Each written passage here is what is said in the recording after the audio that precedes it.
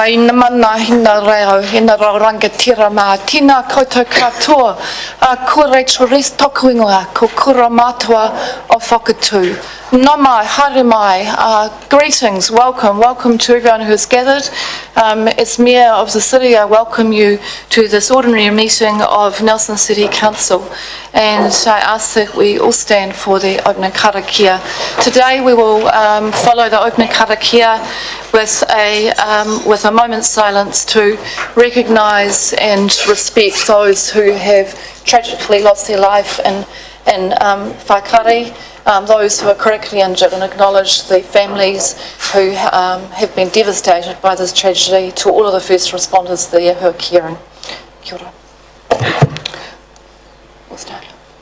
Ko rangi, ka papa, ka tuatu. Ko rongo, ko tāne mahuta, ko tanga rewa, ka tuaramatu, ko haumai titaka, ko whai hiatu, ko rangi te ora, ko papa ki raro, ka uta te ia tāta, ki te whai au, ki te ao marama, e rongo, whai aria, Ae ki rana, kia tina, huie, tai kie.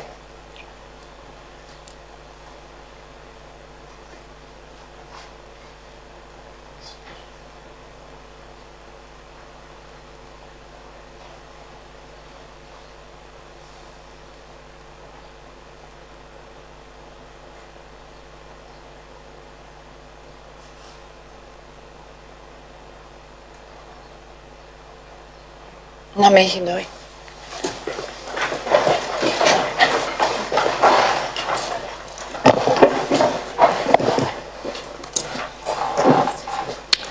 Council, welcome to this meeting. We thank you for taking the moment. It's we certainly this year, 2019, has been a really challenging year for Aotearoa, and there's a point where you feel like we've had enough of tragedy, and then December comes and we, for the visitors that have come to our country, they have been faced with the absolute devastation of being close to a volcanic eruption, and for the people of Whakatane and all of those who are there supporting them, my really heart goes out to them.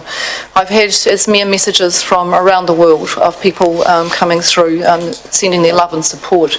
As you know, when something happens in Aotearoa, the concept is that we are, it is right in our backyard, but in many ways it is, because we're so closely connected that it impacts us that way. So on that somewhat sombre note, we do gather today, I think very positively, with the work and the mahi that is in front of us, and I thank you all for the preparation that you've done for the meeting. I'm looking forward to a really constructive and productive day. We have a lot to work through, but I'm sure that we're going to be able to achieve that in an effective way. I have received no apologies for today's meeting. I recognise that this meeting will need to go well into the afternoon, and I know that some of you have commitments where you need to leave, so if I'm conscious Councillor Noonan's let me know her timing. If anyone else has any timing I need to be aware of, if you could let me know now, that would be useful, just so I can ensure we have quorum.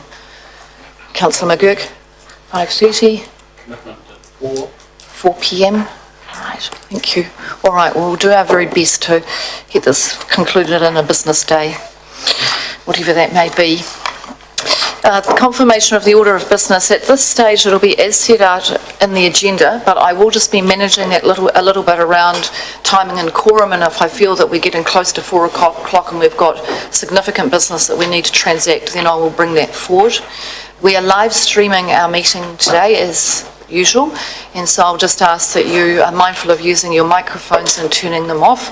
And for anyone who's coming to speak in public forum today, there's a button there that you press and the red light will come on, and then that means the microphone's going, and then I'll just ask that when you're finished you can press that button again to turn that off.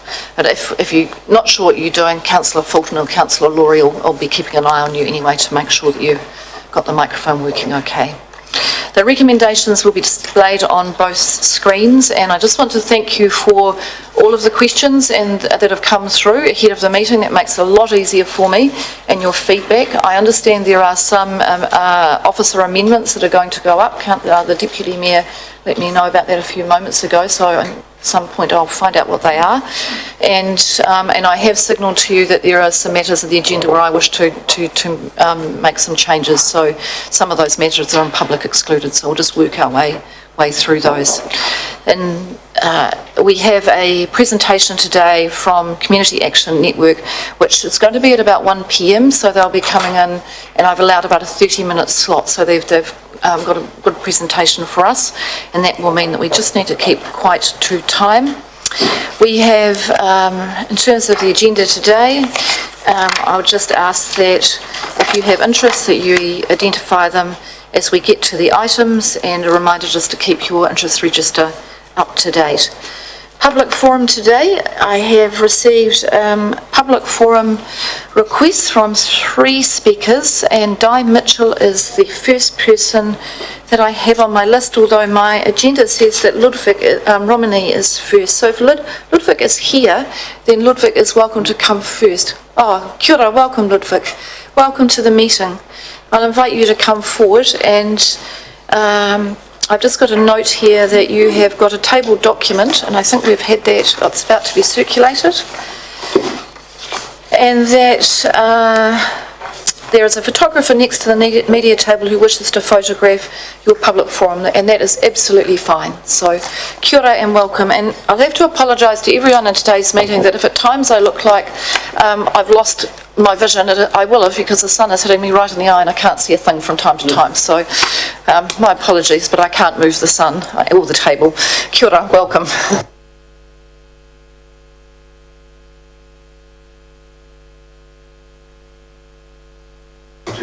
Ludwig, I'm sorry, just if you could just press that button and then we can record you because you've been live streamed. Thank you. Thank you.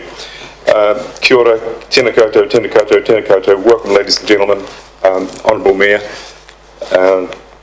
I'm here as a citizen, and at this moment, it's an important moment to talk about health and safety.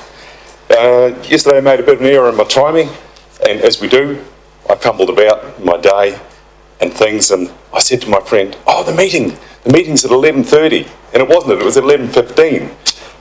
And, you know, it's funny how with timing of things, the importance of timing about health and safety, about what goes on in our world, about the magnitude of things, the magnificence of things, the importance of things.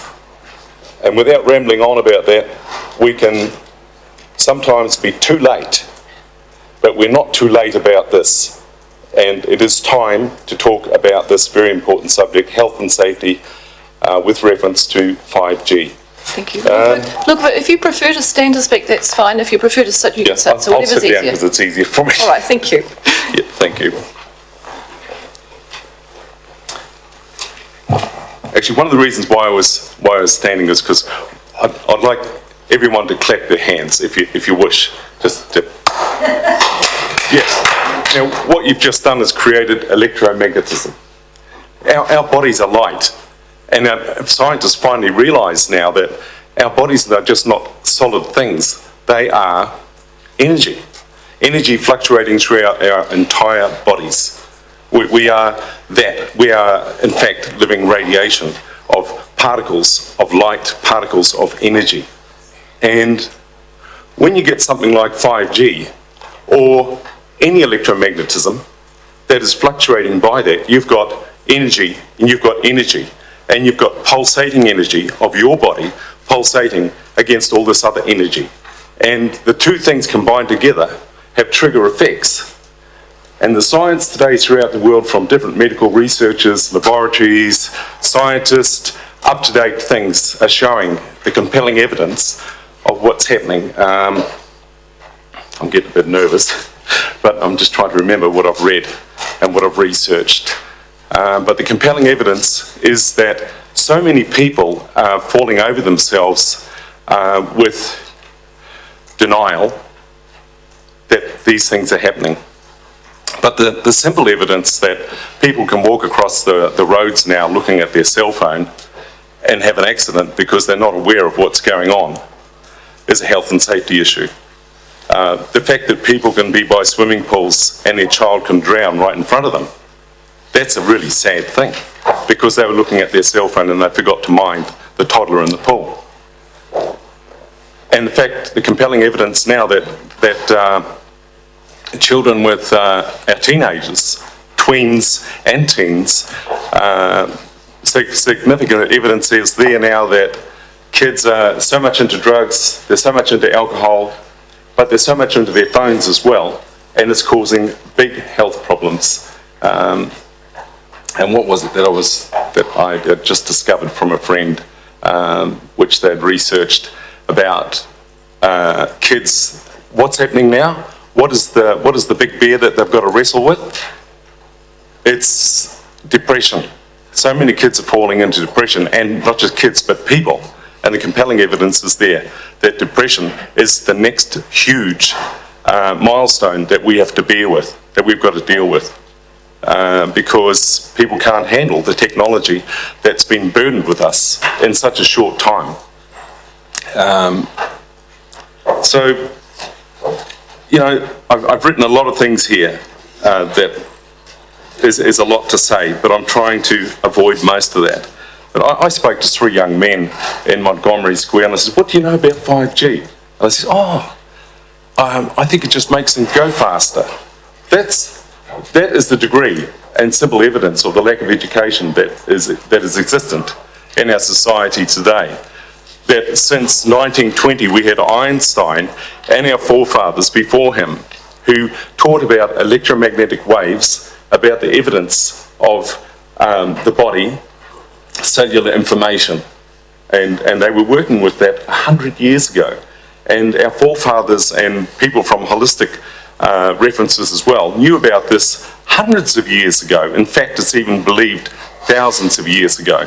But why haven't we taught this fascinating, fantastic information? Why haven't we been learning about this?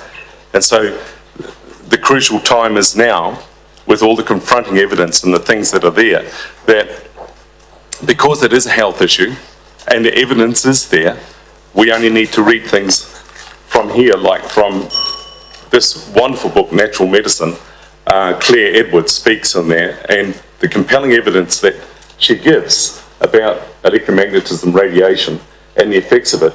She spoke with the Secretary General. She's worked with it from 1999 up till now, when her understandings and her findings, not just her, but many, many others, not hundreds of scientists, thousands of scientists. So what I'm getting to here again is the precautionary principle that needs to be honoured, that needs to be enforced by our leaders to protect us. And I ask you, our Mayor, I ask you all, our councillors and representatives, as servants of our people, as we are servants to you, to look after us, to behold us, and to stand up for us and fight for us, to ask in that instance that we are protected, and that 5G won't be just rolled out willy-nilly, and that there will be a moratorium put in place to protect us until we know that all sentient and human beings are safe. And I think that's really what I wanted to say. Thank you for your presentation and your message. Let's see if there are any questions for you today. No, and that's not a reflection on the presentation at all. It's very clear and the information is very clear. So thank you very much for coming in.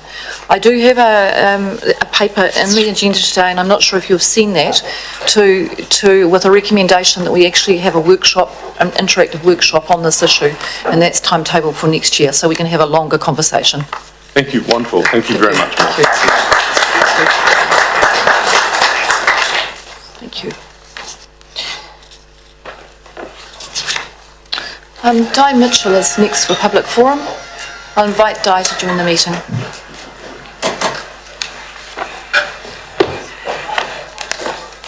Thank you. Thank you all for coming, and Council for putting on these public meetings where people actually get a chance to talk to you guys. I do have a question. Can I just ask the councillors and the corporate staff, everyone here, including the public gallery, how many people knew anything about 5G a year ago? If you could raise your hands if you knew anything about 5G a year ago. So that's good, thanks. Because it is a new technology that's been rolled out. Now, what I mainly want to come here today is just to remind the council about their trust duties in regards to the Roading Reserve, where a lot of the 5G infrastructure is apparently going to go. This is public land, invested in fee simple to councils. Councils are civic trusts owned by the public. And the land is actually public land vested in the council. So if something goes on the public land that's causing harm to the public, the council has a duty to ensure a safe and efficient roading network. Safe roading network. So if it can be proven that the 5G infrastructure is harmful, then there's going to be a problem for the council. So I'm just here to raise these concerns, that there is some fundamental law underlying a lot of this 5G that maybe the council's not aware of. There is a lot of roading case law about roading law. This is old law. Brian Hayes, a Land and General Registrar of New Zealand for over 30 years, does a really good write-up about it and summarises it. Roading case law as it applies to unformed roads. You can get that online. It's a PDF document. He's probably one of the most qualified lawyers in New Zealand and Land and General Registrars. So, I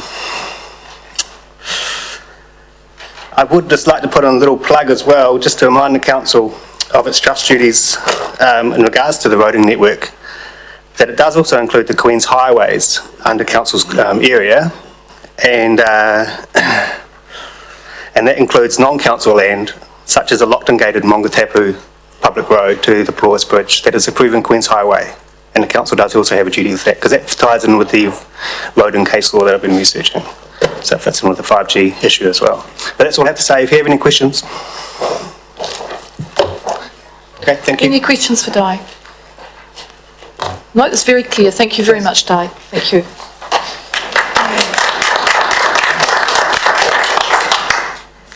I had Caroline Wheeler recorded as coming to public forum, but I can't see Caroline here, so she can't have been available today. So I think that concludes public forum for today.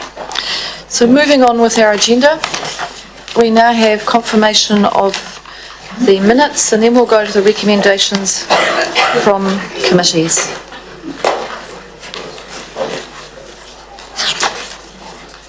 And starting at page 11,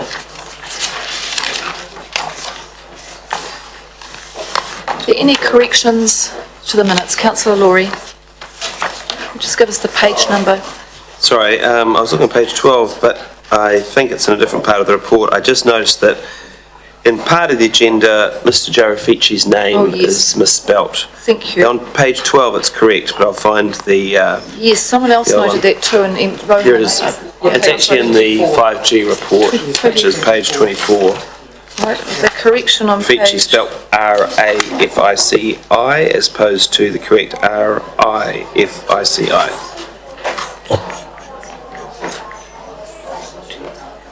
Okay, that's in there.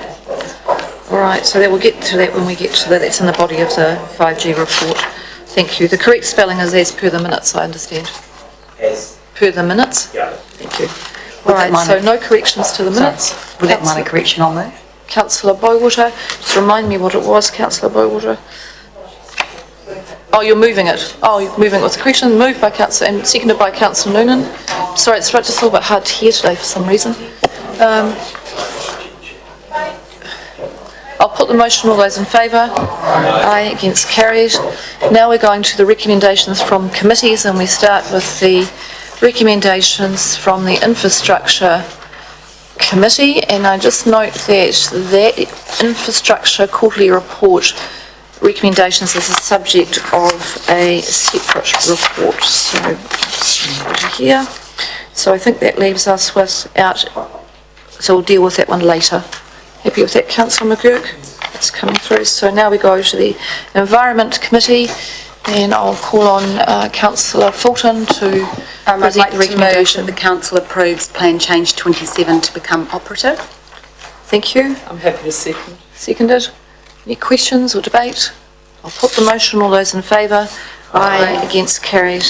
Now we'll go to the Community Services Committee recommendation, and I'll call on councillor Laurie to present the recommendation. I move that the recommendation that council approves unbudgeted expenditure of up to $33,000 for community safety services within libraries. Thank you. Do I have a seconder? Thank you, councillor Bywater. Any questions? Any debate? I'll put the motion. All those in favour? Aye. Against, carried. Thank you. Right, we'll now go on to the Mayor's report, which is on page 23. So we'll note the spelling correction that needs to be made at in section 2.1. We're doing that as a separate report. No, we're doing that one as a separate report. Sorry, that's the 5G one. So Mayor's report is very brief, but there is a tabled addendum that's been circulated. Hopefully everyone has got that. That relates to, was that sent out last night or is it gone this morning? So it was sent out last night. So that is in relation to the visit from Denmark that is due to occur in March 2020.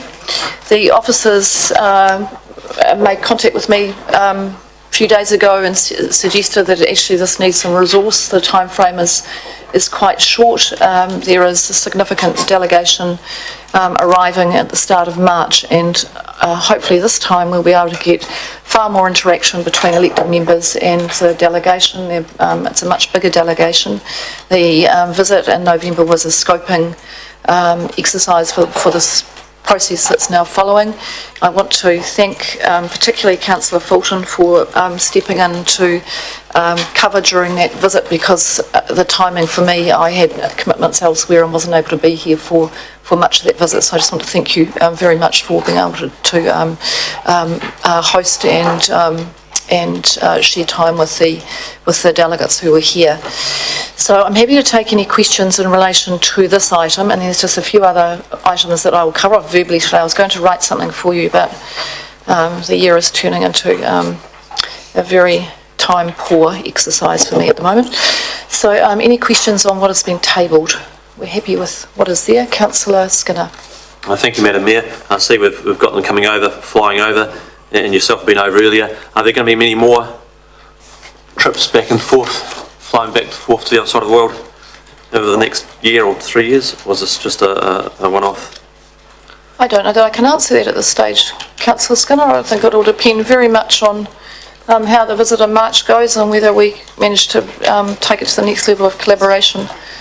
Often once those face-to-face meetings have been made, actually then you can move to a more virtual world. But actually I found there is no way actually yet to actually supersede that face-to-face connection that you need to make with people.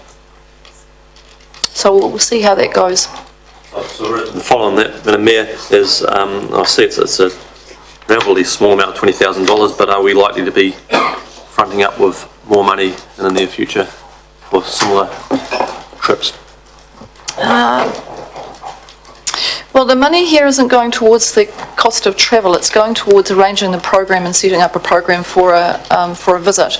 It's a little bit like we might do if we were to have a sister city visit, and we've got responsibilities as hosts to make sure we put together a good program, and there's quite a bit of work involved in doing that. I think the purpose of the visit, the scoping visit, was highly successful.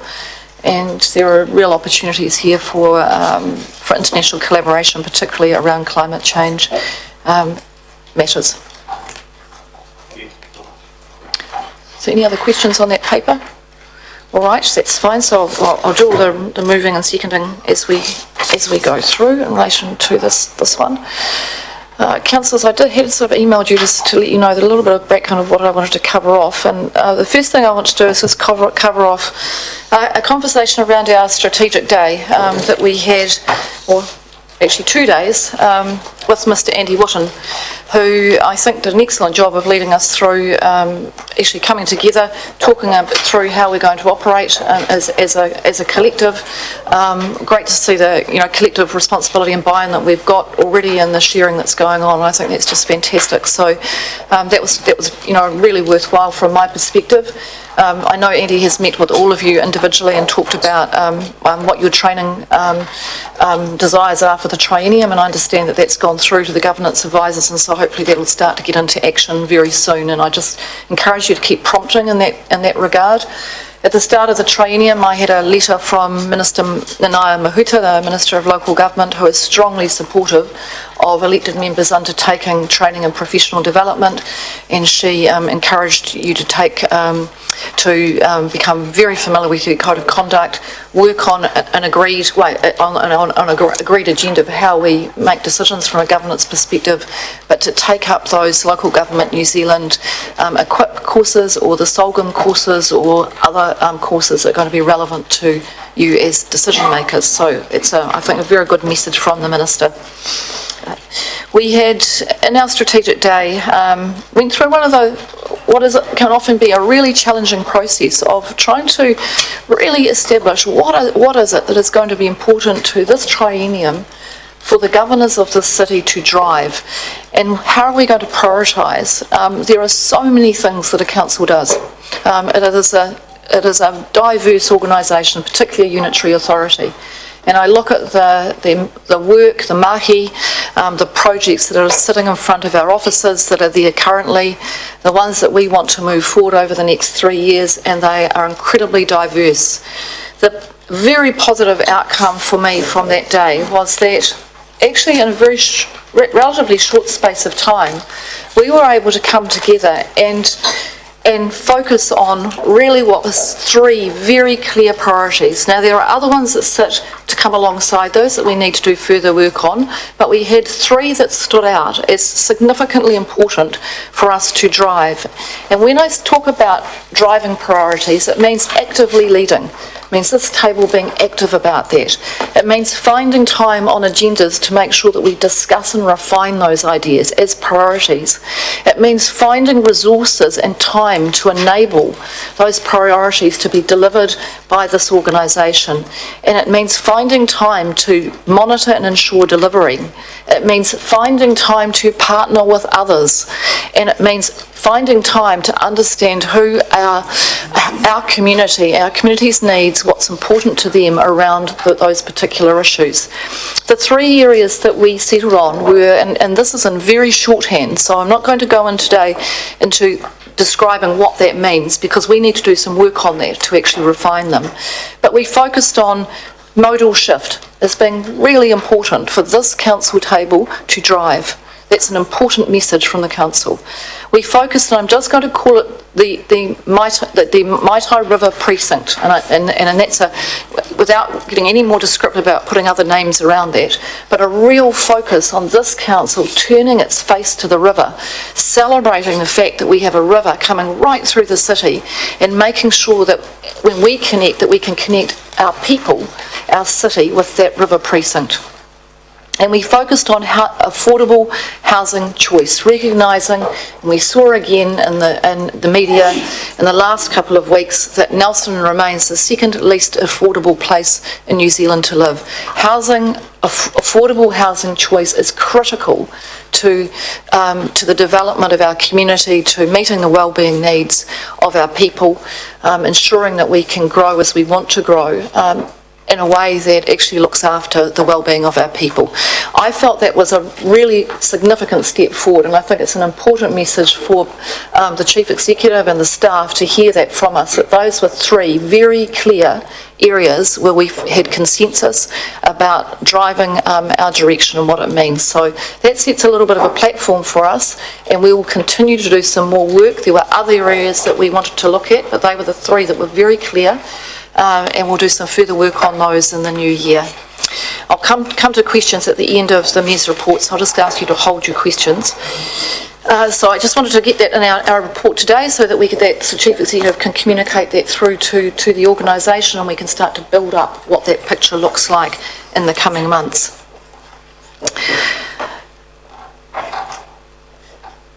I also wanted to give you some feedback from the meetings that I've been attending with Local Government New Zealand. Last week was Local Government New Zealand Strategic Day, and their National Council meeting was on Friday. At the start of the triennium, it is always very challenging because we're trying to coordinate about 18 different diaries, and the Local Government New Zealand dates are set before the election, so sometimes they don't fit particularly well with our starting diary, and so that meant I couldn't be here on Thursday, but I had every confidence in Councillor Sanson chairing the governance meeting, and it went exceptionally well, so congratulations. We have very positive feedback around that meeting. Local Government New Zealand, in the strategy day, we sat down and did almost the same thing that we did with Andy Wotton and said, right, there is so much that councils deliver around the country, but what is critically important? And we went back and we've got some further work to do, but we last year launched an initiative around localism and why connecting communities is important with the issues that New Zealand is facing, in fact the world is facing. We have reaffirmed our commitment around localism, and it will sit almost as the background across all of our priorities. We feel localism is critical in whatever we do. Similarly, climate change sits as well as an absolute priority for Local Government New Zealand in driving the policy direction that we will engage with over central government. Again, the messages, and of course I brought the voice from our region to that table. Housing remains a critical issue for every community in New Zealand. Affordable housing choice, social housing, emergency housing. How are we going to plan and grow in the context of climate change, risk and resiliency? So that remains a very, very high priority. We've got some other work that we want to do just to flesh out the areas. They are very similar to what we had. But we will be, on the housing matter, in my National Council agenda has signalled that we've got a housing symposium planned for next February, and it is on one of the days where we've currently got a workshop showing in our calendar, and when we get to the calendar I'd actually like us to move that workshop day to give everyone at this table the opportunity, if they want to be part of that housing symposium, given the priorities that we've just set for our council. So I want to make sure we get that good interaction. One piece of update in terms of Local Government New Zealand, I will just let you know that on Thursday we received and accepted the resignation from Malcolm Alexander, the Chief Executive of Local Government New Zealand, and many of you have worked with Malcolm and will respect the incredible thought leadership that he has driven, how hard he has worked for the sector, and he has been very generous with giving a little bit more time than he was probably intending, but we'd asked him to stay with us for a bit longer, but he's given us plenty of notice around his resignation, and so now we'll start the process to recruit a new Chief Executive for Local Government New Zealand. But I just want to, Malcolm has been extremely supportive to this council, very supportive to me on many occasions when I've need to call him for assistance. And I think he has served our sector exceptionally well. He has built and led a very strong partnership relationship with central government. When we now go to attend the Central Government Local Government Forum at Premier House, we are sitting at the table with the Prime Minister and cabinet members and having a dialogue that is meaningful, and a lot of that is due to the leadership that we've had from Malcolm. So I just wanted you to be aware that was we received his resignation. In terms of just other matters, I've been away, and I want to thank Deputy Mayor Egger. Thank you, Judine, for being sworn in on the Thursday and stepping into covering while I was away overseas the next day. And again, those dates that have been set quite some time ago, but it worked very well. Absolutely grateful and thankful for your ability just to step into that role. It was actually, from my perspective, councillors, you were off on doing some induction work, and so it worked out actually quite well for me in terms of timing, apart from the fact that straight after running an election campaign, coming in and then heading off to do something else. It certainly was testing me out in terms of jet lag and travel. But it was very worthwhile. The Vital Voices Foundation is an international organisation that has been set up to support and promote women's leadership in all sorts of fields, whether it is in business, within community, and to support women political leaders around the world. I was a little apprehensive, I have to say, as I stepped off to go and represent Aotearoa at that forum. Went into a forum with fellows from 23 different countries. We are a very diverse group of women. And I have to say, I don't know how they do the selection process, so there are thousands of women that apply for the roles or are invited to apply, but within a matter of hours, it felt like I'd met my long-lost sisters, I have to tell you. The dialogue was fascinating. We were supported by former women presidents, also by the Secretary General of the the Global Women Leaders Forum. It's a real delight to look at that forum, because that forum is three of its members are prime ministers, former prime ministers of New Zealand, and a current prime minister of New Zealand. So that was a real delight.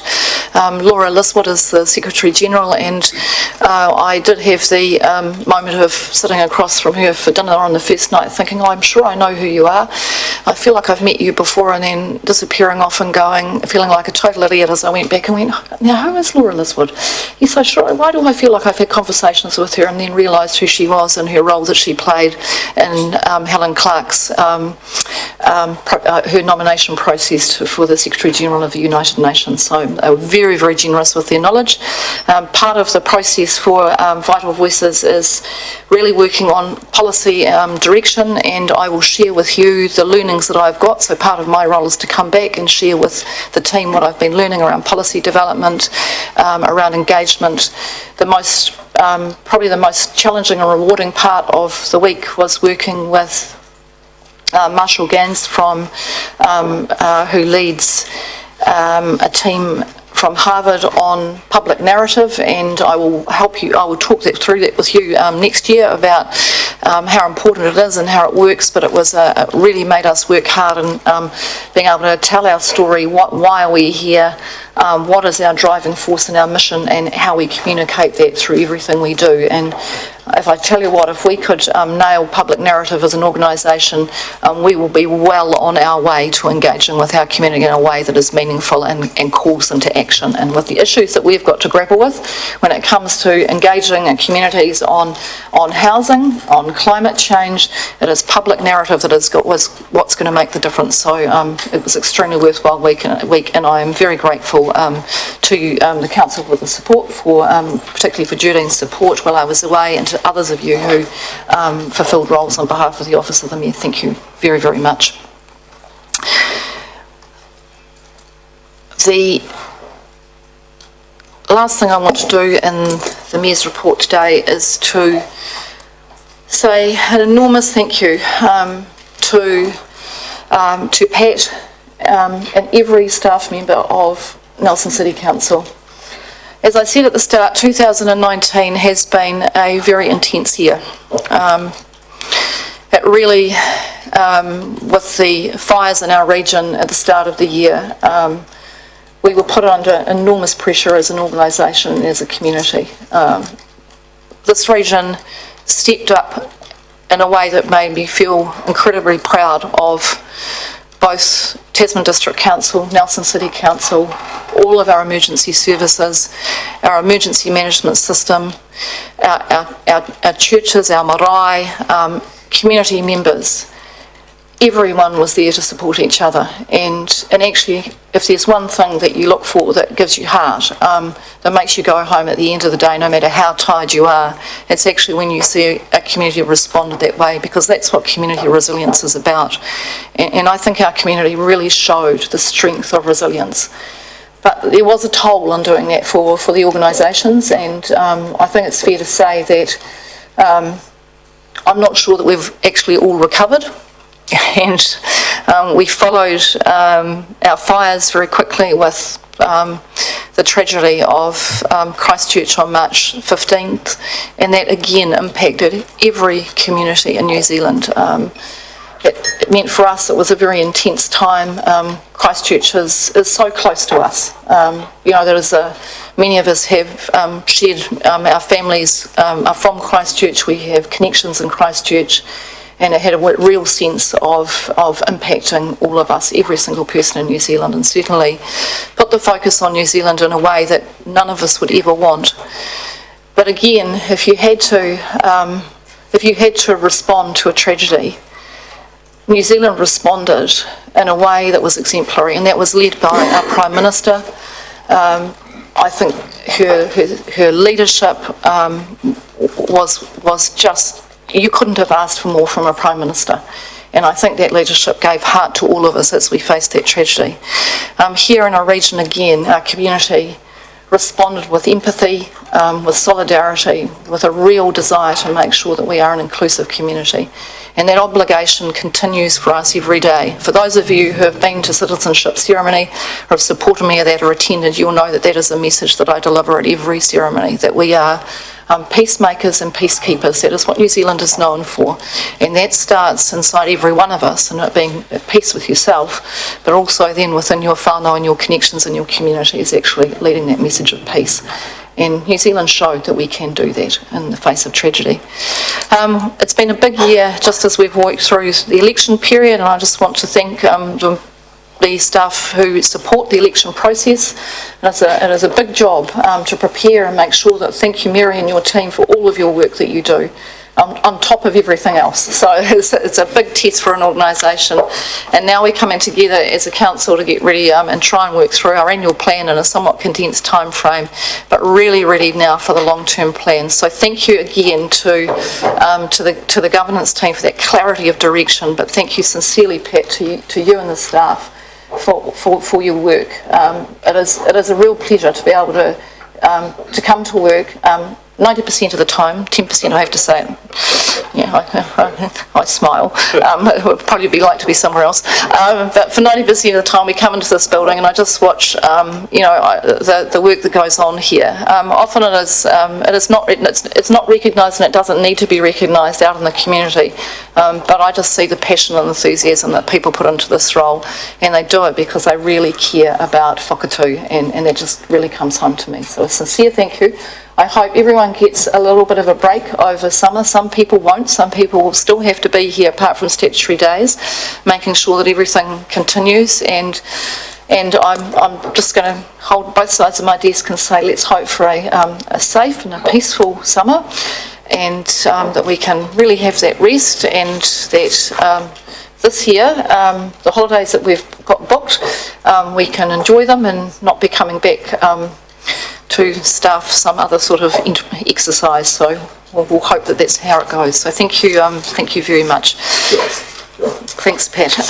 All right, so that is the verbal update. I don't think there's anything else that I need to do, and now I'll come to questions, and then I will deal with the recommendations. So Councillor Noonan, questions.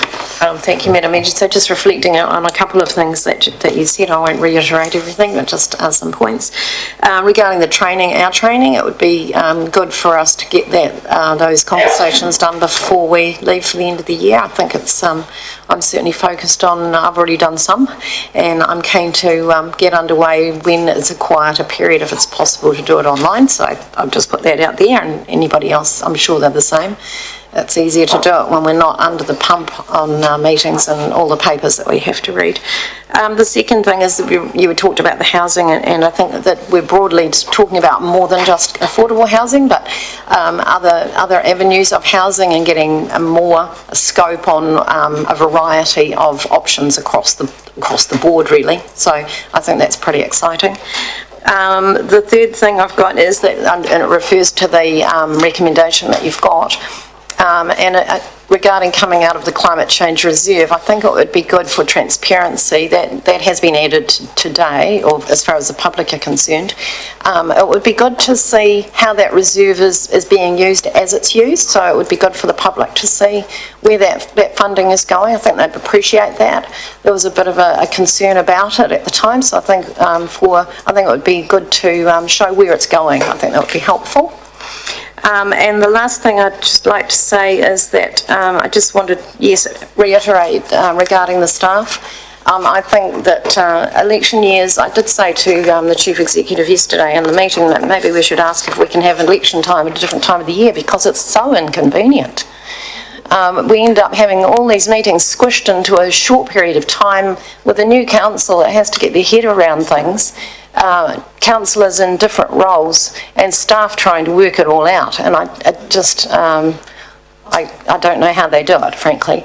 I think we all need a break, and I think that I just hope that that happens for everyone, that they actually get a rest, and between now and when we all go away, that we just take care of each other a little bit more than maybe we would, and give them a little bit more leeway, because I think we're all tired.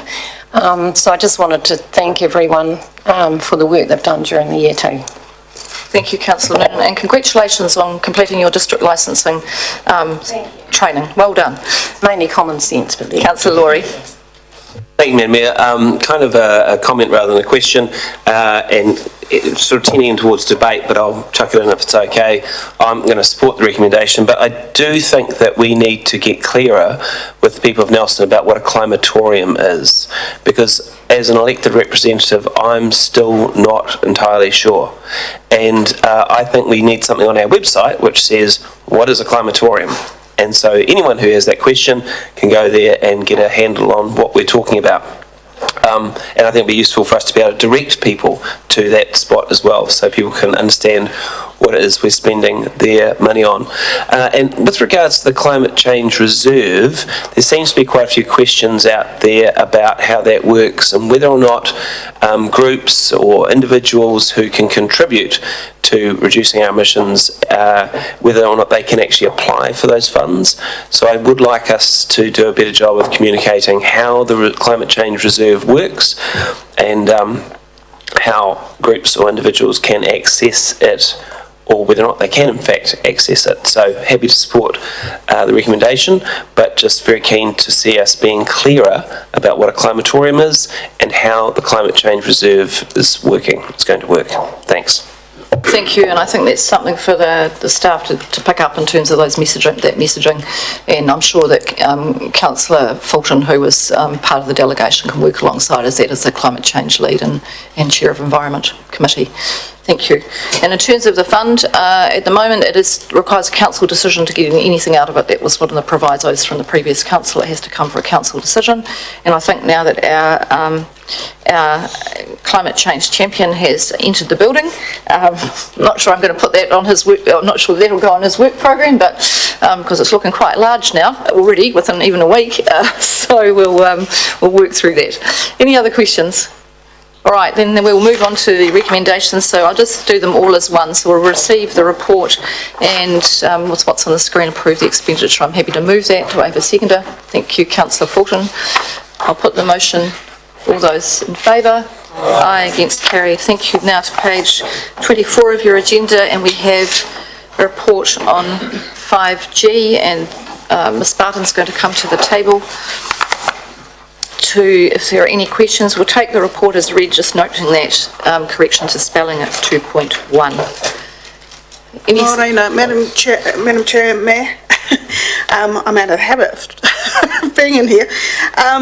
There was one suggested change that I would make to recommendation 3, where we've captured the Ministry for the Environment and the Office of the Prime Minister's Chief Science Advisor, but I'd also like to add the Ministry of Business, Innovation and Employment, because they are part of the... Wording, Lane's or EJ, one or the other. I never know who does these ones. Oh, EJ, it's teamwork.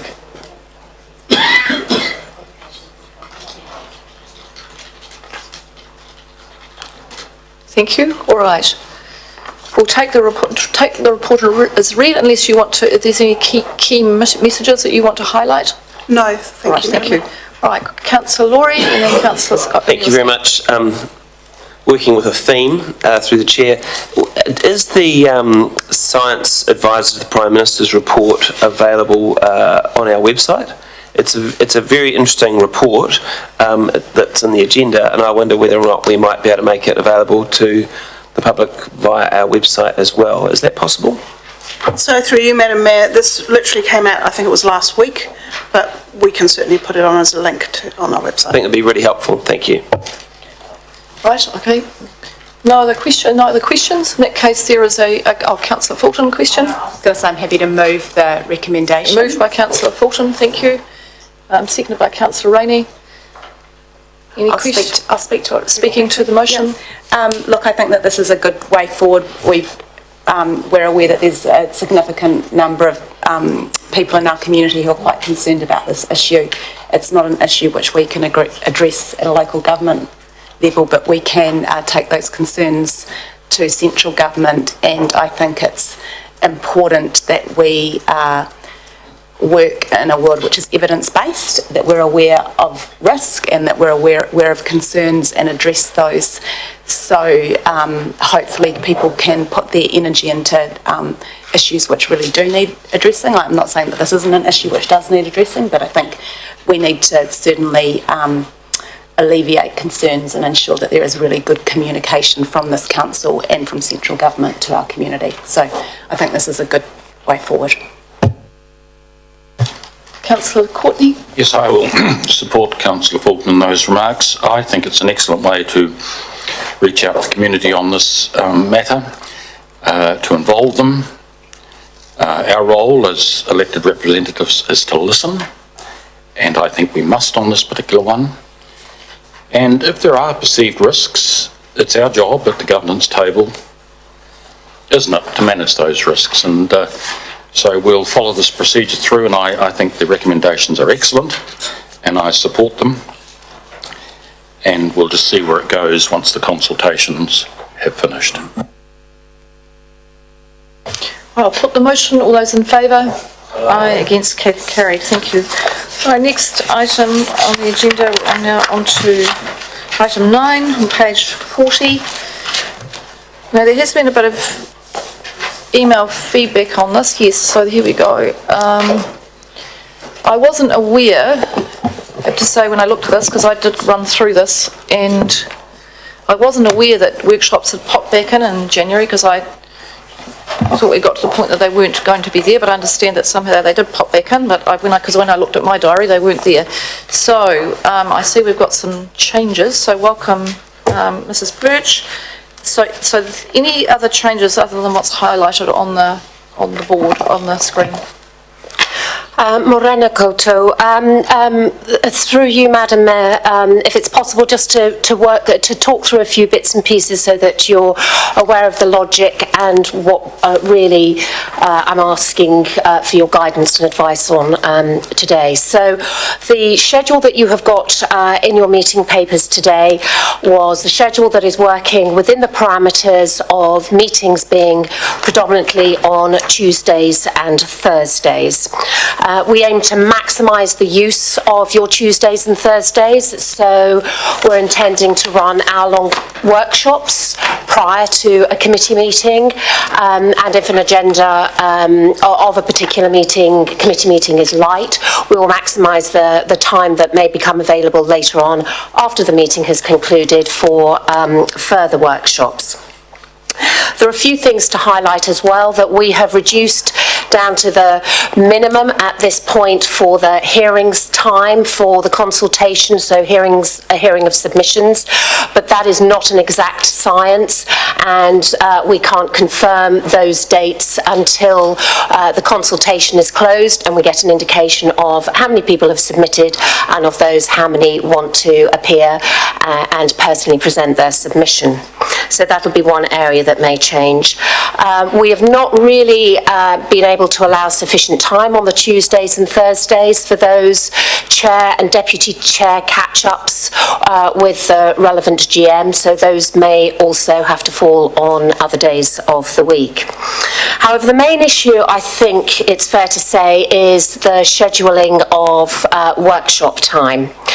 It's not unusual, and Madam Mayor, you've already alluded to it in your Mayor's report. It's after an election, there's always a period of catching up, getting all elected members up to speed on topics.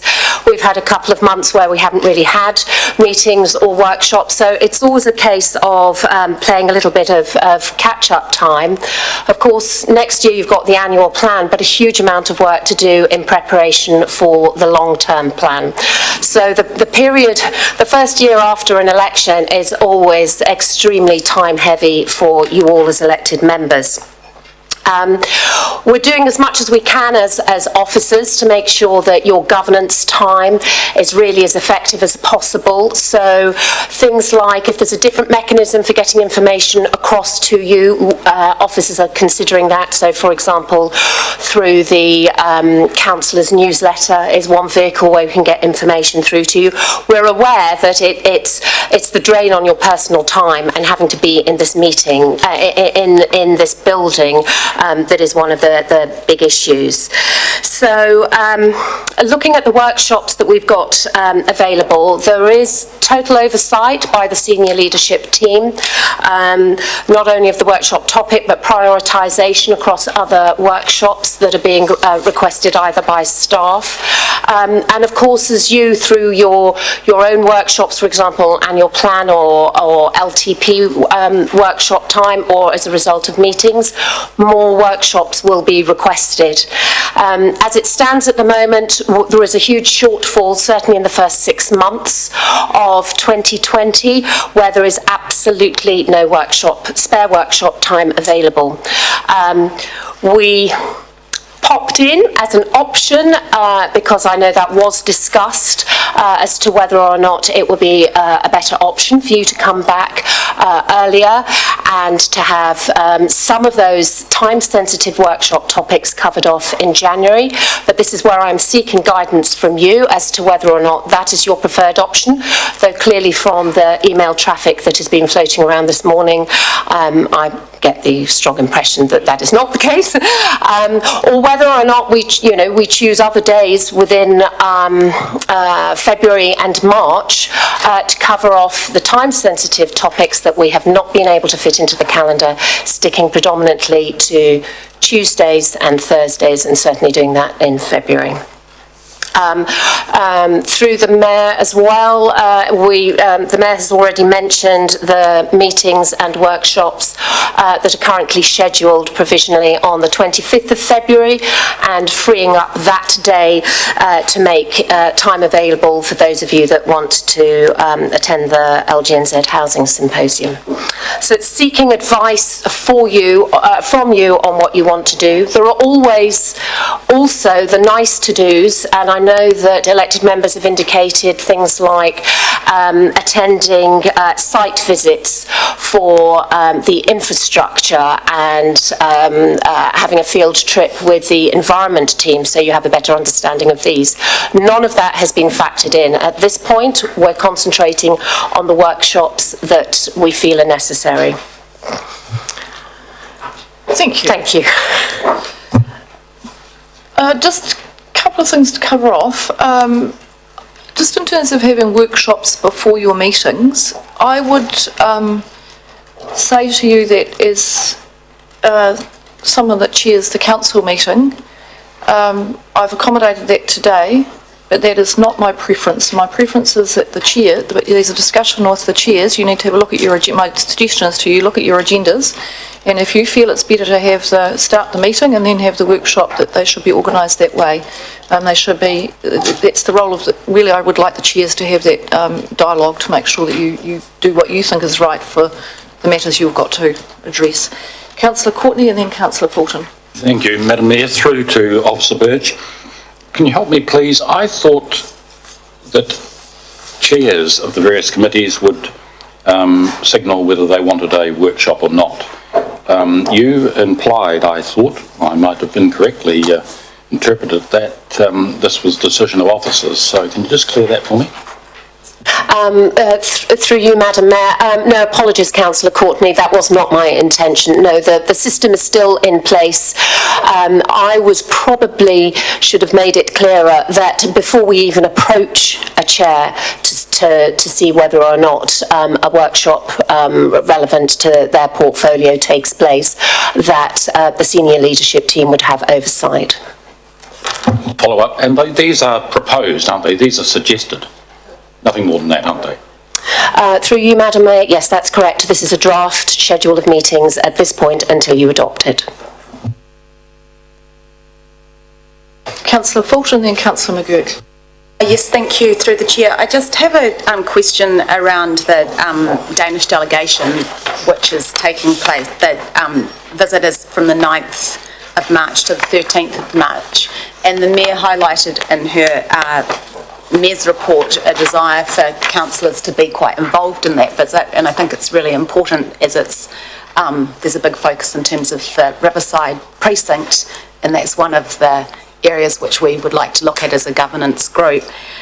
That week is fairly full in terms of that, in terms of the schedule. How have officers turned their mind to how we're going to fit in with that visit as well? It just seems like the visit should be a priority over business as usual for a council week. And so I'm just apologies, I should have thought about that last night, but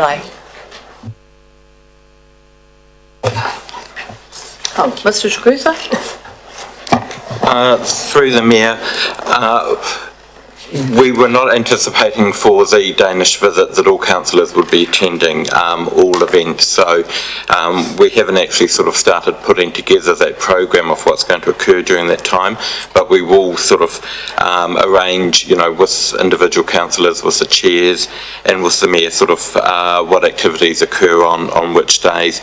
I guess the heaviest day is that Thursday, the 12th, because that has a community services committee workshop. But one of the things that we're wanting to do with the Danish visit is to enable them to go over to Marlborough, so that might be a day that they actually sort of head over in that direction.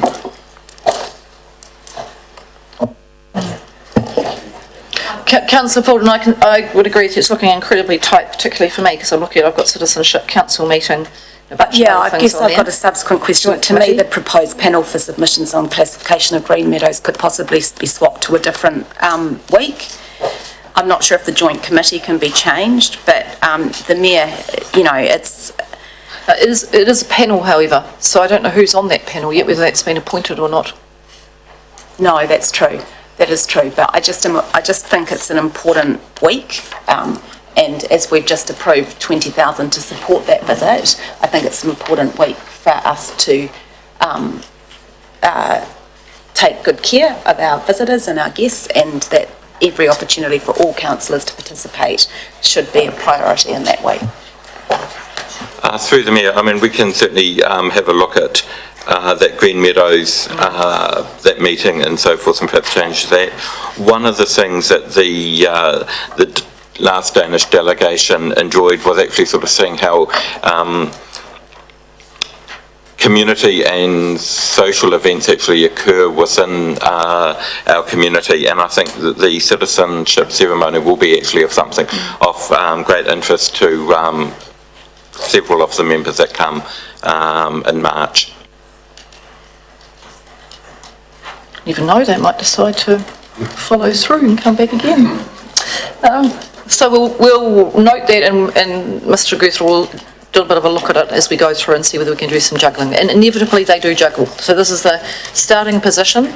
The meetings tend not to move unless we really have to move them. The workshops, of course, are a bit flexible, and as Councillor Courtney's pointed out, they're proposed. So Councillor McGurk and then Councillor Edgar. Yeah, thank you, Madam Mayor. This is probably on the workshops policy, and I'm just wondering, these are not all the workshops you've got planned or in the first part of the year, because I just think of the priorities that we've got in terms of our three priorities, this term modal shift, and the ones that spring to mind is the out and about policy, and I think that's going to be a huge piece of work as we deal with things like micro-mobility, and I'm not sure that a workshop on one day is going to cover that.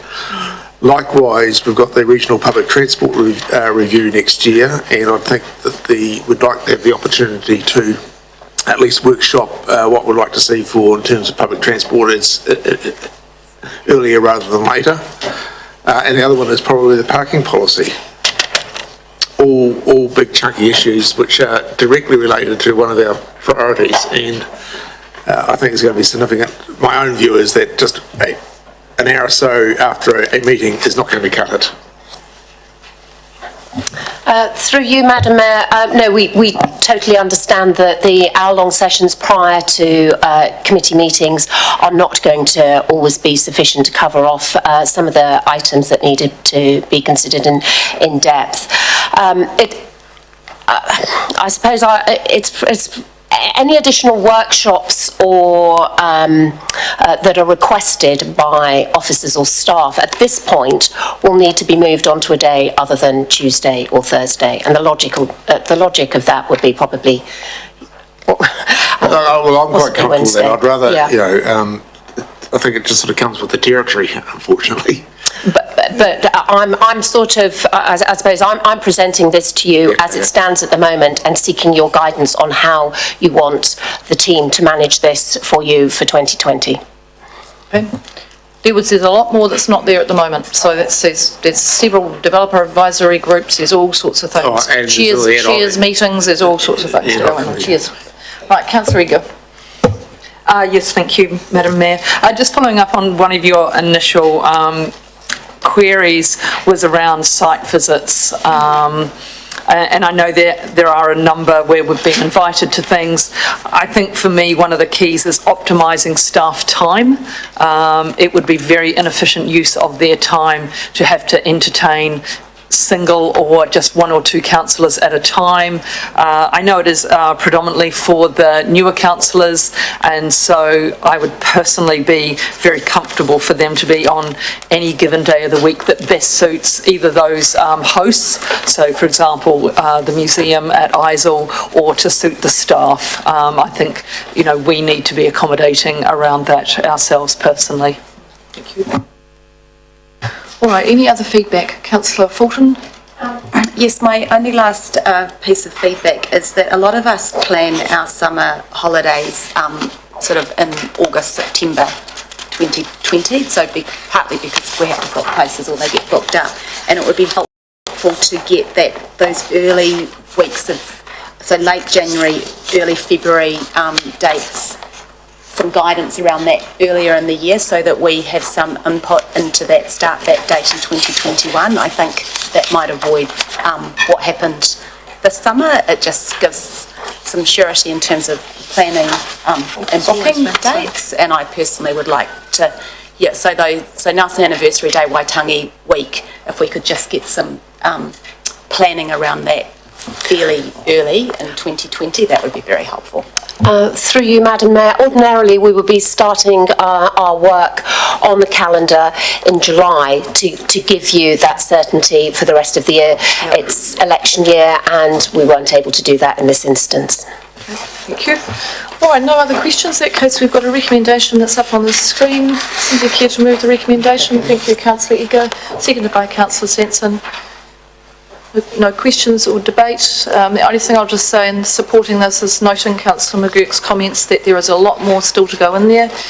We are doing the local government excellence program, the Council Mark program again next year. We're up to do that again, and there will be quite a lot of hours involved in doing that, both for staff and for elected members, so expect more to come into this.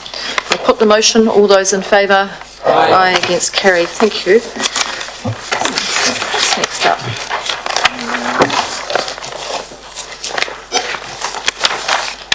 All right, parking. We'll just see if we can get the parking and vehicle bylaw done, if it can take 5 minutes. If it takes longer than that, then we'll be adjourning to have a lunch break, because we've got people coming in at 1 o'clock. If I can't actually see that clock, but I think that says 12:15. So if we can get this done in 5 minutes, Mrs. Parfitt, welcome. So we'll take the report as read. Are there any corrections or additions that need Thank to you, be Madam made? Mayor. Yes, there are some corrections. I understand they have been circulated. So firstly, I apologise for the additional Oh, material okay, that's righty-ho. been required and has been supplied quite late in the piece to guide your decision today. So the late material that you should have in front of you includes a copy of the bylaw with the tracked changes so that you can understand the before and the after. Please note that the copy that you have is the copy that was sent out for public consultation, and it does contain some minor errors, which brings me to the second piece of additional information you have been supplied with, which is a correction document. There are some typographical errors in the report that require correction. So on page 58 of the agenda in point 6.3, the paragraph that describes the consultation methodology or communications, it should say in point 4.6, not 3.6 as the report states. That was a typographical error. Secondly, within the bylaw itself, in schedule as attached to your report, in schedule 11, the correct prescribed fee for parking is $2 per hour, not $12 per hour. The version that was consulted on had the correct figure of $2, so that was a typographical error, which was not deliberate. Page was that? So that was in Schedule 11 of the bylaw itself, page number 109. Thank you, Councillor Edgar. So, with those corrections in mind, today what we are bringing you is the revised bylaw for adoption following consultation under section 82 of the Local Government Act.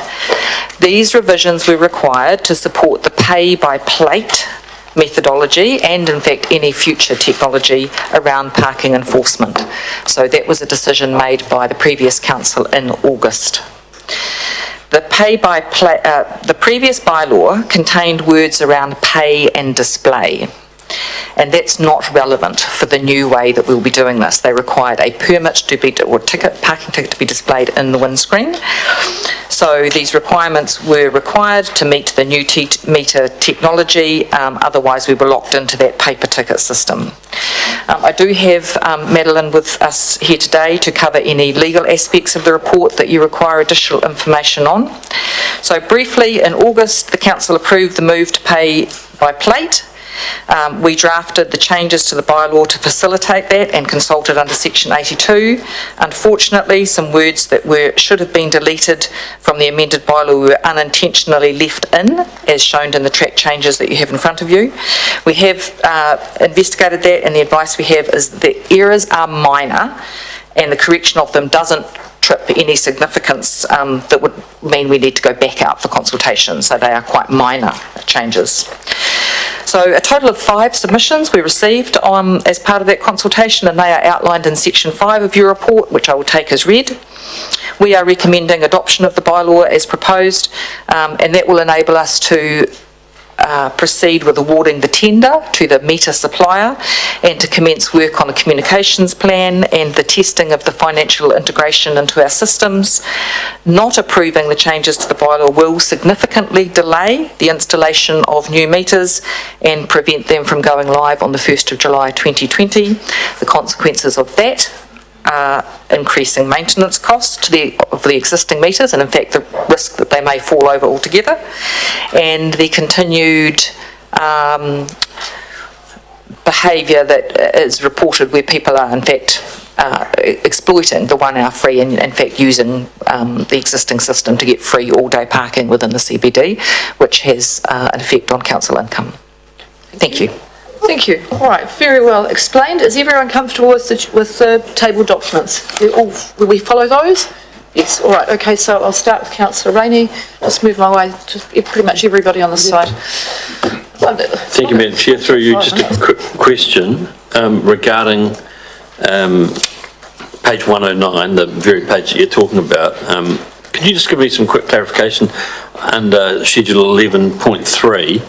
That council may by resolution alter the method of payment or prescribed fee listed above. By resolution, is that at any time, or can that resolution only be during the review of a review of the bylaw? Through the chair, it has been done outside of a review of the bylaw. When we introduced the 1 hour free, it was done as an amendment to the schedules. And I think we've done it another time too, we put the price up to $2. We did that through the annual plan process, annual plan correct. too. Okay, thank you. Councillor Courtney. Thank you, Madam Mayor. Through to Officer Marg. Marg, you say there's no implications under the New Zealand Bill of Rights Act of 1990. How long does council retain this information derived from the technology pay by plate? Is there some sort of storage of information there? Through you, Madam Chair, I don't know if we know enough yet about the system, but I defer to Marg. No, through you, Madam Mayor, I don't believe we know the answer to that question exactly yet.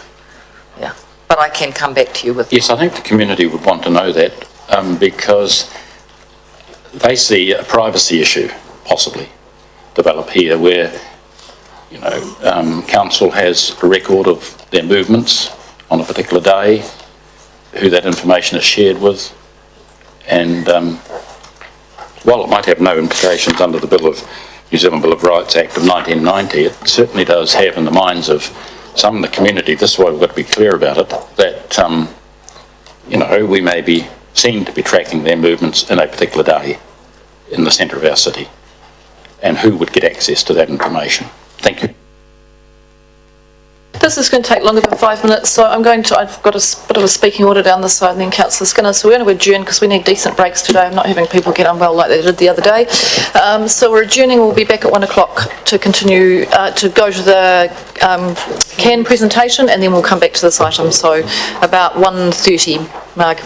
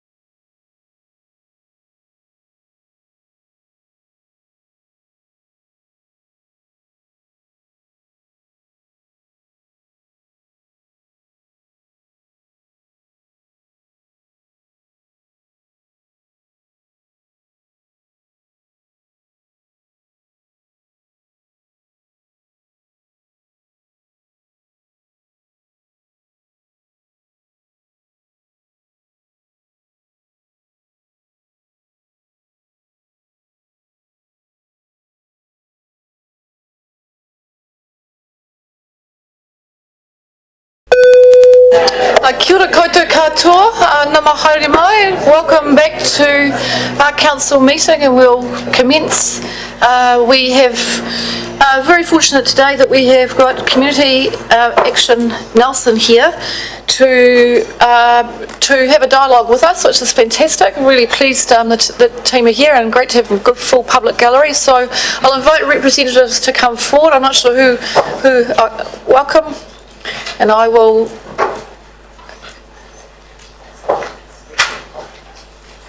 Kia ora Mary Ellen, kia ora Kendra. Welcome. You've distributed a document, so everyone should have this one that's come around during the break, and we're in your hands, so welcome. Thank you. Kia ora, and ngā mahi nui mahana kia koutou. I'm Mary Ellen O'Connor. I'm Kendra Douglas. Kia ora. And we are delighted to be here today. Congratulations, first of all, to new councillors. We've got some fresh faces, you know, literally kind of fresh and young, and also fresh around the table. And congratulations also to other faces we know better, but very, very well done to all of you getting back in. I'd also just like to thank the Mayor for giving us the time today to present as part of the whole meeting. We really appreciate that. We know it's a time issue for you guys, you're very busy, but we were encouraged by that, and we're also very encouraged today to hear that housing, in your strategic meeting the other day, housing has been put right up there as a big priority, and that I think almost all councillors felt the same way about that, so that's great. And just before we get to the substance of our presentation, I'd just like to say thank you also to our supporters in the gallery for showing up today. Could we raise your hand if you're here to support CAN? Thank you very much. It's great to have you behind us. We're a group of, as you can see, we've got some stuff up on the PowerPoint so you can just sort of have a read, have a look. We've got some images as well. Well, as you can tell by some of our grey hairs here, there's about 13 of us on our group, and we're all very experienced in the health and social services sector. We've been very much like keeping on the hot issues across the community sector. So we don't deliver services, we're the kind of next level above. So we're looking and listening to what the stuff's going on. We've got strong links, of course, to Victory Community Centre, Women's Centre, and just that wider community and whānau network. And we hold an annual forum, and we often bring in speakers in order to contribute to the wider community issues. So we've got 30 odd years just of our organisation of advocating and influencing, we hope, doing research and support for community workers. That's really the key bit of what we're doing. Okay. Over this last year, we've taken housing as a kind of key focus because it's been an issue that's gone on for some time. Yeah, okay, sorry. That's right, that's it? Yeah, sure. We've actually, it's perhaps been a little bit more than the last year. We've been looking ever since basically this century, I think, really. For this century, housing has been going up all the time, the price of housing, the unaffordability of it for the average family, the average income earner, has been getting worse. So we have focused very much on this. We have edged out Queenstown as the second and least affordable part of the country. Tasman is actually the second least affordable part of the country, and Nelson the third. That's what we would call a housing crisis or housing emergency. And that is why we are kind of framing it in those terms, because it is now very urgent that something happens in this space. So housing costs contribute hugely to poverty in Nelson, affecting families and the elderly in particular. There's, in terms of state housing, I'll just add a couple of things to that, because state housing is a big part of this picture. There have been 7 state houses constructed in Nelson in the last 2 years, and that's great, but we need a lot more. In Tasman, there's 7 in the pipeline. So that's not much. That's not cutting a lot of ice in terms of what the requirements are. in November 2018, we decided to host a workshop because we'd been in contact over emails for a number of years with a range of architects, builders, designers, housing providers like Jenny and a whole range of community people and some council staff as well who'd been in conversation with. And our aim at that was to identify barriers, and out of that we produced What is a Home report, and I think you'll have received a copy of that. It's about 30 odd pages, and I think what we were really clear on that there are some barriers that are very clearly in council's camp, and then there are others that we know, and we're trying to work on some of the ones that we know that you can't have influence over.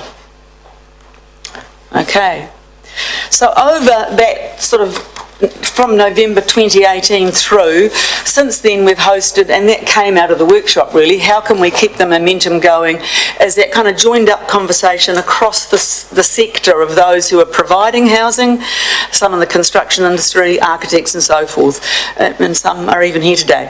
Hosted several conversation cafes to share information on different ways to think about what is a home. We prompted City Council, and with them, Rachel, you kindly led the Top of the South Impact Forum meeting that we had with over 85 people from across the sector. We've engaged also with Cressa, who two of the main researchers in Cressa are based in Blenheim, and I know that you hosted other workshops with Kay Saville-Smith and Bev. So we're linking in with some of their ongoing research that's happening now. We're working with Soroptimists, who are exploring possibilities about emergency housing for women and children, and we've had a number of meetings. So thanks to council staff as well as councillors who have been willing to kind of keep having conversations about the complexity of this issue. And yeah, we're continuing wherever we can to provide a voice for those who are actually experiencing the real difficulties of housing provision. You will appreciate that it's often very difficult for people who are experiencing housing difficulties themselves to speak out. It's often the very last thing they want to do with housing supply. The way it is, they do not want to be seen whinging and moaning. So we do the whinging and moaning where we can. What we're delighted, of course, is to see that the Nelson Plan's not yet in place. So, we're delighted that the housing options, I think you called it, Rachel, or housing choice, is one of your key strategic goals. So how can we work together to create a plan that will really remove the barriers, create an easier flow through? So we feel like we're right on the cusp of an important documenting and planning time that will lead us forward. Because in the last 18 years, as much as you and I have been here in different contexts all that time, getting it really happening on the ground is where the challenge lies. Funds, as always, very important aspect of this, and here we're coming through with some suggestions that Nelson City Council has been a provider of pensioner community housing, but it is now on the threshold of selling the pensioner community housing. We suggest that funds from the sale, along with development contributions, be pooled to establish a dedicated affordable housing fund to facilitate something really definite going forward, as opposed to that money simply going into some sort of consolidated fund and disappearing. The other thing is the notion of inclusionary zoning, which I'm sure as councillors you will have heard of that as an idea, which has been employed by some councils, which stipulates that any development must have a certain proportion of affordable housing within it. So whether that's 5% or 10% or whatever, that helps with the affordable housing supply. And I suspect that because Queenstown Lakes District Council have brought that in, that is the reason why Tasman Nelson have edged out Queenstown in the unaffordability statistics. So they've actually done that, and that has provided not lots but enough affordable housing to nudge them down to fourth. And they established that probably at least 8, maybe 10 years ago. that of interest. We'll come back to this, the idea about having a fund, and we've also got some ideas about what we could do with it. But let's just take a slight tangent and just have a quick look at some of the stuff that we've discovered in the writing of our What is a Home report, and some of those images you will actually see in there. The Christchurch plan was revised after the crisis down there, of course, that we all know about, and they've now got a whole new range of what we're calling mixed use. So mixed use could be also retail, commercial and or accommodation. It could be a whole range of different options. But there's been a significant increase in supply because of the way they've structured their plan. And a number of the developers and builder designers that we spoke to at our workshop and subsequent have said actually we've kind of given up a bit in Tasman and Nelson. It's just so frustrating. We've actually started to take some work on from Christchurch because there's a free flow of creativity and opportunity. So there's an example, for instance, of a 3-storey unit. There's only, I can't remember how many, anyway, there's like 8 or 9 in there, and you know, they're pitching, sure they're 1-bedroom apartments, but they're significantly lower than the 1-bedroom apartments we know that have been built here. And that at this stage is still well below anything that Kiwi Build's come up with. Another one is 1- and 2-bedroom apartments with conservatories, slightly higher, but again, significantly lower than some other Kiwi Build opportunities. So they've certainly increased supply, and that's what we need here. So let's go back to our idea. If you were to put aside all those funds that you do get from the community housing, along with your development contributions, because they come in on the back of housing, that they be fed back into a housing fund. And that one of the, sorry, it's further on, but one of the key things that we know is happening through talking with your planner, your urban planner, Alistair, is that Council is now on the threshold of, is developing, or he is, the Intensification Action Plan. And in that there's 4 work streams, and one of them is about perception, and that's a lot of what we've talked about in our workshop and subsequently, is that we need a whole lot of different kinds of housing options. In terms of that perception stream, a small bucket or a small portion of the funding that you get out of that fund, that you could actually become a creator or a facilitator of a mixed-use development using land owned by council in the CBD. No developer at the moment, from what we've talked to, wants to take the risk of putting a retail development in with some kind of other on top. They just go, we're commercial. We don't know how to do this. It's too hard, we know. Going to second story, good architects and designers can tell you, it's challenging, but it's doable. Every other city in the world that's a smart little city will be doing it. So here's some suggestions. You've got 3 pieces of land that we've identified. Zumo, what about Nelson Women's Centre moving, because they don't want to be at Trafalgar anymore, maybe, and put some range of 2-bedroom apartments so that the cafe stays there and the women's centre stays there, and then we have apartments and mixed living. The way in which you then lease or rent or sell them off to cover costs, you know, there's any number of ways to do it. Totara Street, council currently tenants 2 old coal houses that are right beside Victory Community Centre. They've been talking for a long time about a medical centre, and we talked also about with the Housing Trust way back when. Again, a range of 2-bedroom apartments on a 2nd floor. There's 2 properties there. You know, we looked at it and did some, you know, paper napkin figures and said we could probably fit 10 or 11 on a 2-storey building there. Where the hub was, now a car park, not particularly good use of land in the middle of the CBD. Could we put one kind of signature development which says to all of the other developers that have got land and buildings in our city, this is the way you could do it. Okay, we'll leave our ideas with you.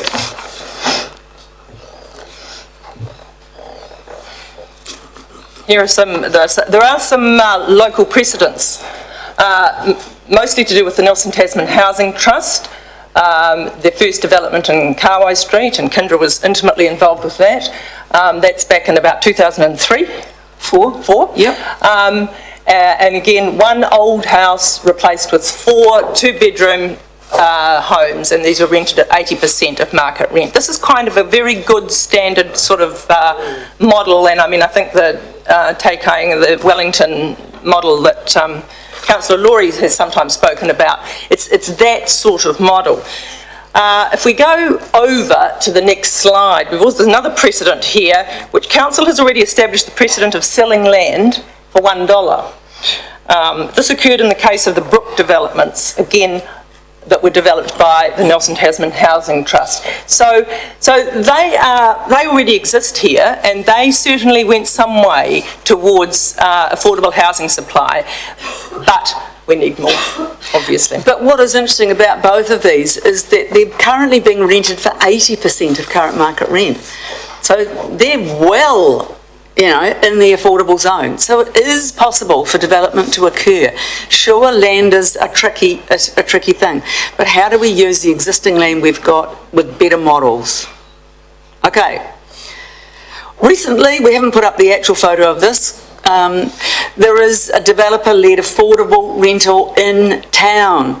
So a private developer has recently removed another old cold home in Central City and replaced it with, in this case, with 4 two-bedroom standalone homes. They're not semi-detached like the Housing Trust ones were up the Brook.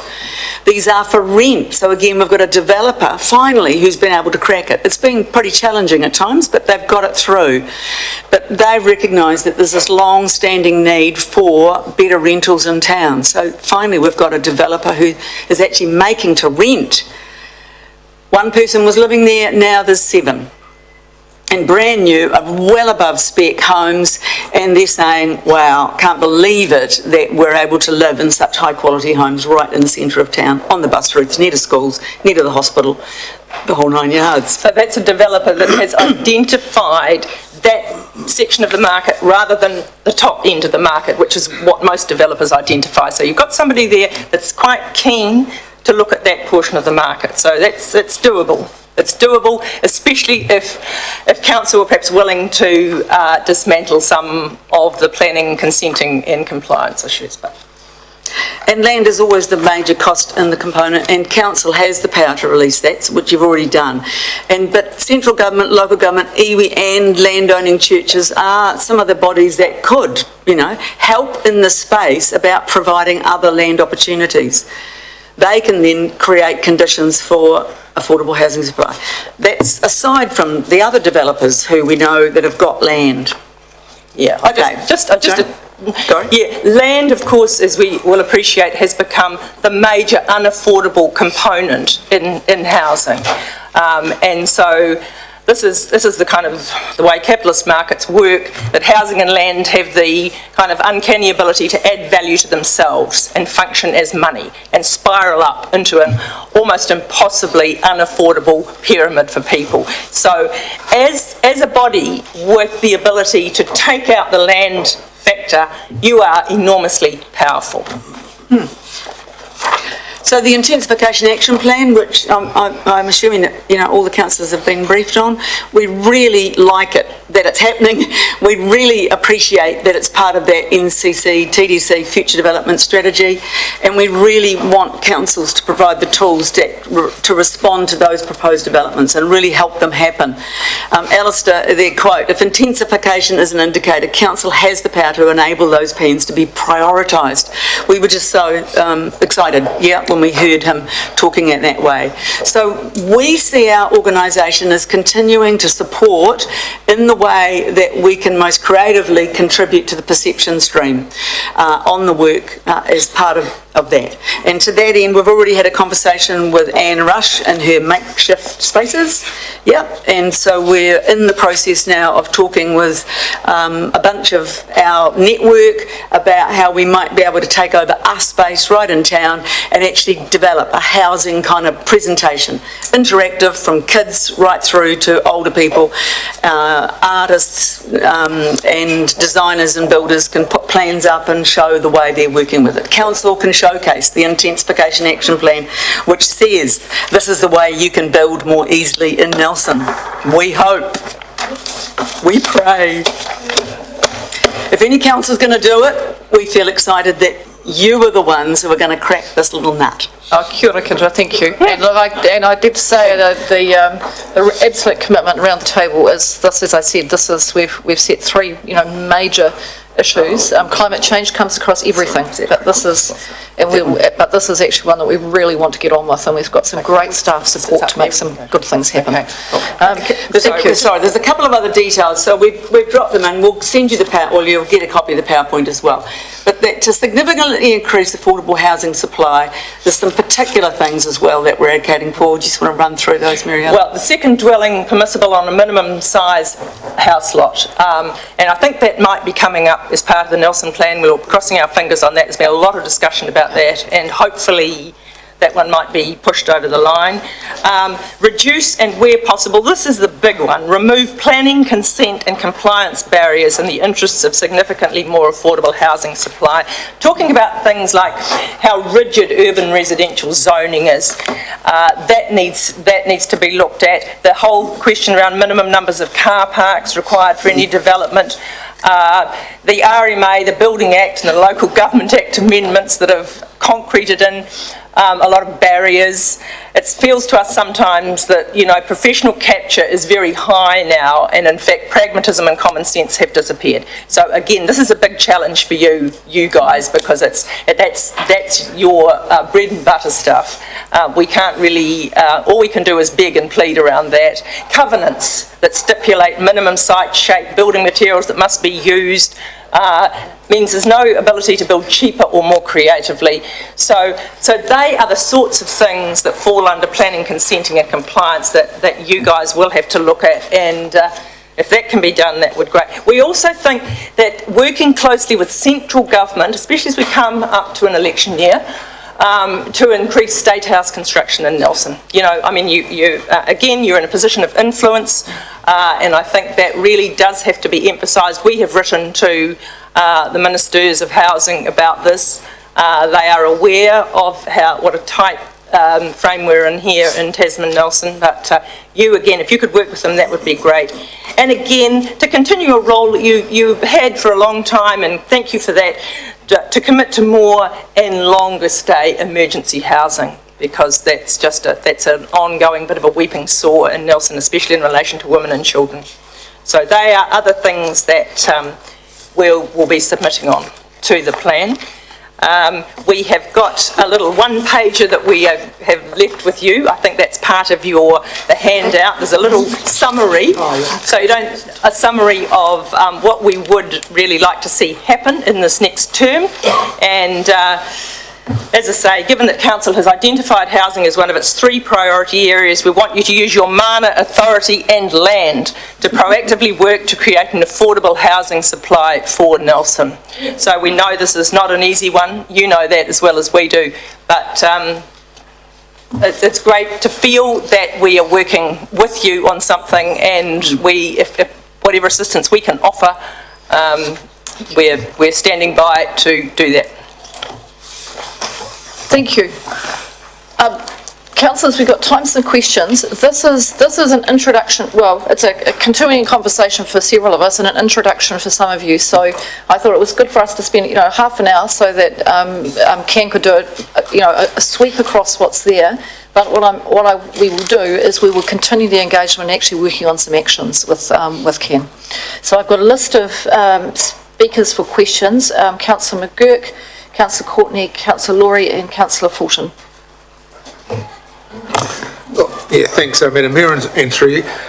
Kendra and Mary Ellen, thanks so much for coming in this afternoon. Thanks to you and the rest of the group for your advocacy and your work you've done in this area. It is truly commendable, and thank you so much. A couple of questions I've got is, look forward to when we release the Nelson plan for engagement, public engagement. I think it's in March? February, just after Christmas and New Year. Be really great to if you have your input of that one there, and a lot of the things you're asking for, you probably will see in there. It would be great to get your feedback on that. Yeah. 2 questions I've got is, one, what can you help us with in terms of dealing with the public perception about intensification? Well, I think that's partly where we thought that, you know, even that one thing. So we want to, two things. So we want to jump into one of those makeshift spaces where we can, and create a place for people to come. We thought we'd do lunchtime talks, maybe once or twice a week. And a lot of that will be showing models, ideas, ways to think about it and look at, you know, how do other people live in cities like this in a reasonably intense way. Right, yeah. And sorry, the other one was to continue the conversation cafes. Yeah. And keep that happening, giving opportunities for developers and builders or whoever to show us all sorts of different ways of doing this. Second question I've got is, do you have a view about the impact of short-term rentals, Airbnb, Book a Beach, on the housing market? Yeah, we've had round and round conversations. You can hear the murmuring in the background.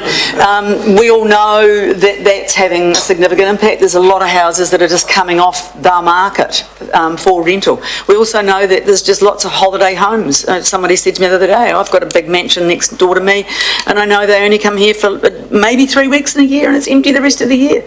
So, you know, that's part of a historical, you know, establishment of the city as a holiday destination. So between that and Airbnb, and yep, it's really painfully difficult for lots of people in this town. Yeah. Thank you. People have left town because they can't find the housing.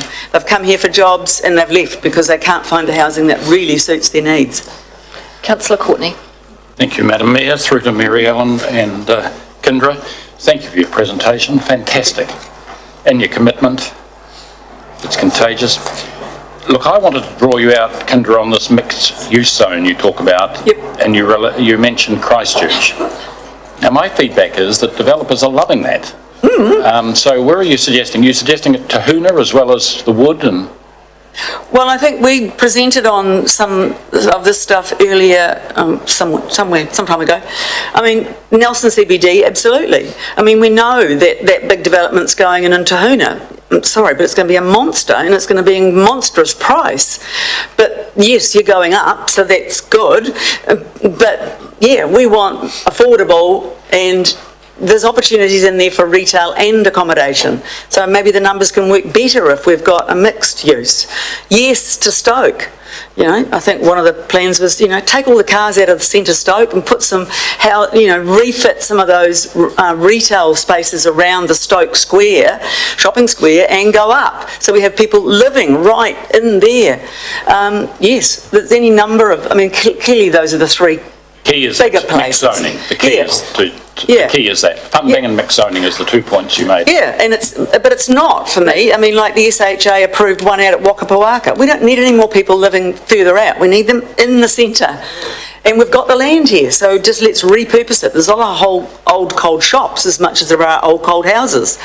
Wakatu parking area, you know, we had the proposal last year which didn't go through. I mean, that's sort of screams out as get rid of the parking and put up I think that Nelson is Nelson trades on its image with its, it's a great image in many ways. You know, the galleries, the theatres, the cafes, the restaurants, the beach, the wineries. You can do it with something like housing as well, you know, and I think that is a very substantial way of improving our image now because, so something right in the heart of town would be great. But people living in the city. Councillor O'Neill-Stevens. Thank you, and thank you all for the work you've done. As someone of the generation who's potentially looking at renting for life, I understand how much of an issue it is. And so sort of from that, do you view the challenge being more around having more affordable rentals or more affordable housing for sale? And do you have a view on what's needed more now and how to strike the balance between providing the two? Okay.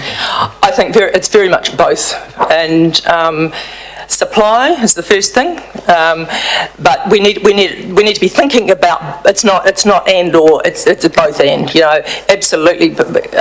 As you say, you know, housing, the proportion of people who own their houses in New Zealand has dropped from about 74 to 62% or something drastic over the last 15, 20 years or something. So we've got to be looking at long-term affordable rentals. We absolutely do for people who may well be renting for life, but we've also, once you could start to actually work on the affordable housing supply, that will bring down the cost of rents, so there's a sense, they're very tied in together, house prices determine rents, and so that's where that Totara Cottages is an interesting model. It built to, for rentals. But if housing supply was all together, I'm talking about public state housing supply, I'm talking about private supply, talking about things like Nelson Tasman Housing Trust supply. If those supply all goes up, rents come down. So they're very much tied in together. Sorry, just a brief add, but we all know that by owning our own homes, we develop a different kind of commitment to our place. However, if a rental's set up in such a way as that it is secure and safe and long-term, that people can feel just as tied in and supported by and belonging to a community as well. I'm actually going to finish off now because we've got a lot of agenda still to go, and I know it's a dialogue that we will continue to have. Just a couple of things. Local Government New Zealand has also made housing and its top priority. We've just done our strategy day, so sitting right up there for the whole country. So we've got one of our symposiums on the 25th of February in Wellington. Right. So I'll make sure that I do the connection through with you, because it may be that actually you have something you want to present, or we'll try and get some representatives across to Wellington for that. Other thing is that LGNZ's also been doing some work on this issue of Airbnbs and looking at some policy advice around that and what needs to be, and we'll get what interventions are needed, and we'll have that report hopefully not too far away, and I'll make sure I get that through to you as well. Thank you very much again for your commitment. Thank you for the time. Thank you for your time. And if any councillors want to follow up with us direct, please do. Our emails really encourage you to do that, back of it, I think. Thank you. Thank you. Thank you very much. Ngā mihi nui. Thanks, guys. Cheers. Now invite Mrs. Parfitt back to the table. And we were on parking and vehicle control bylaw changes, and I had a speaking order of questions. Councillor Courtney. I have an answer. You've got an answer? All right. Well, yes. All right. So you might just need to use a big voice, Margaret, will we? There we go. You might need to use a big voice so we can keep going. Thank you, Madam Mayor. Just in resuming, I'd like to let Councillor Courtney know that during the break I've had a look at what the contract would contain with regard to your concerns about privacy, and it would contain some clauses around confidentiality of that information. In terms of the length that we would retain any information, that's yet to be discussed with the successful tenderer. We haven't awarded this tender yet, but it would need to be sufficient to allow any follow-up enforcement action, so we'd keep it for long enough to do that. And just with regards to the concerns around tracking of movement of people, using the pay-by-plate method, you park within a zone, so you wouldn't be identified to a specific car park. It's anywhere within that zone. So, and of course you wouldn't even be identified if you paid by cash. It's the registration, but you couldn't identify the person. So there are lots of checks and balances in there around confidentiality and privacy of information, but the fine detail yet to be worked through. Thank you. Public when we launch, just we will be writing a very comprehensive communications plan in line with this launch, so yes, that will be included. Excellent, thank you. Councillor Sanson, did you have a question on this one, or has it been asked and answered? Councillor Laurie. I think my question was answered before we broke for lunch, but just to check.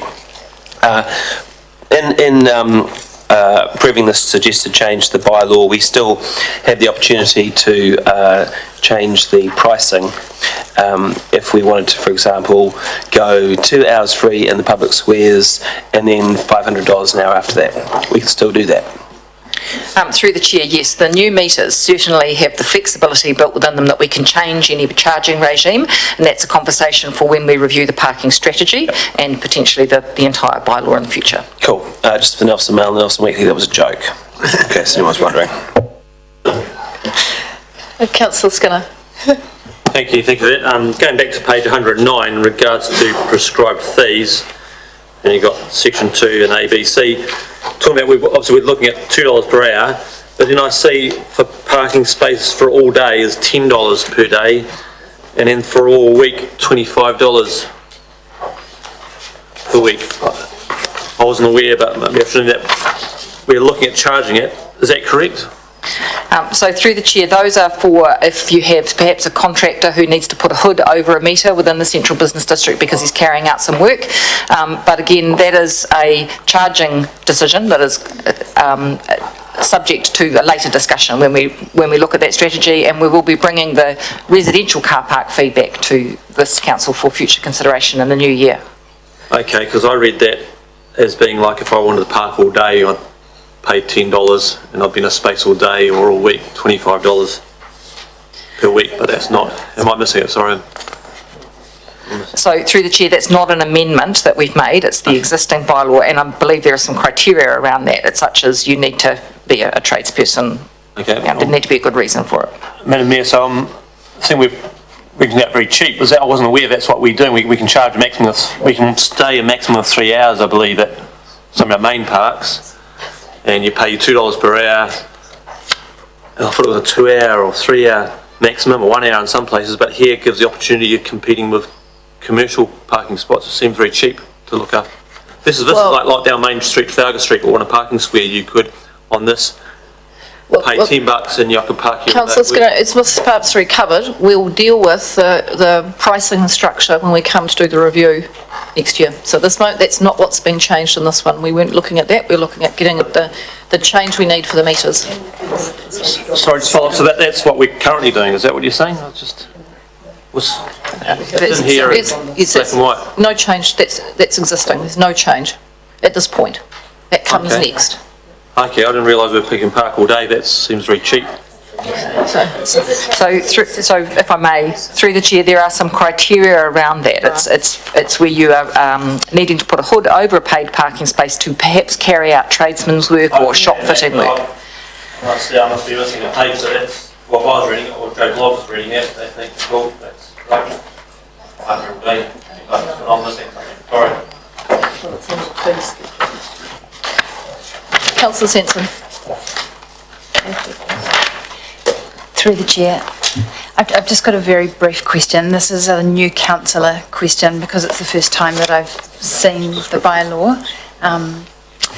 And I just wanted to clarify that when this bylaw comes into force in the middle of the year, assuming that we pass it, given that we have indicated a modal shift is important around the council, and this bylaw is going to prevent skateboards and scooters and that kind of thing in the inner city on the footpaths. Will we be doing communication, like really clear communication with the community around safety on the roads in the inner city? So through the mayor, that's the existing bylaw, and it's not a change that we're proposing today, but the existing bylaw does have some limitations around small-wheeled recreational devices. I think that's a conversation to be held when we have the Out and About workshop, which is scheduled for early next year, because the whole discussion around micro-mobility is a hot topic at the moment. There's a lot going on in that space, so it's outside of the scope of this report, but the workshop may give us some clarity to guide future updates to schedules. Awesome, thanks, Mike. Just because I like to make sure that councillors' questions and issues who've been raised have been adequately dealt with in the meeting. I don't think it matters in terms of the recommendation, but I actually would like somebody to take us through the clauses that would satisfy us that what we've just, with the issue that Councillor Skinner's raising, that just to take us through how you get to the point where you have got some criteria that would have to be, how you get from to Schedule 11 that says actually that is for people who are doing work around town and you put the hood over I know what it's for, but as it reads, can we just do the linkage? Yeah, that's where I'm. Yes, no, I can see why. Public will be. Yes, I can see why you're raising it. And competitive commercial parking will say, well, shivers are undermining me. Somewhere there will be a clause that takes me there, but at 6.2 it didn't help me. So, Madam Mayor, I think it's page 68 of your agenda, section 7 of the bylaw, reserve parking and parking authorised by permit. Okay. I just can't see any reference to it there. Where I saw the schedule reference is at 6.2, but it might be. Isn't that Schedule 8 and that you get time limit? Oh no, that's time limited.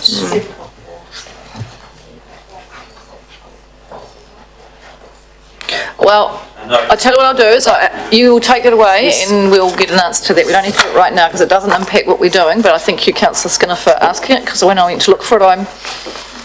Just a footnote on that. Yes. That to what a footnote to that, what a prescribed fee is, and that was the only yes. It needs a link. It needs a link to Prescribed fee, see what a prescribed fee is, link page. Through the chair, at the beginning of the bylaw, there is a definition section, and I'm looking at page 65 of the report. And prescribed fee is approximately halfway down the page. Yes. And it means the charge prescribed by resolution of the council pursuant to this bylaw as the fee payable for parking at a parking space within parking place, transport or road. So that's the linkage. It's referred to in other places in the bylaw. There's a requirement in clause 6.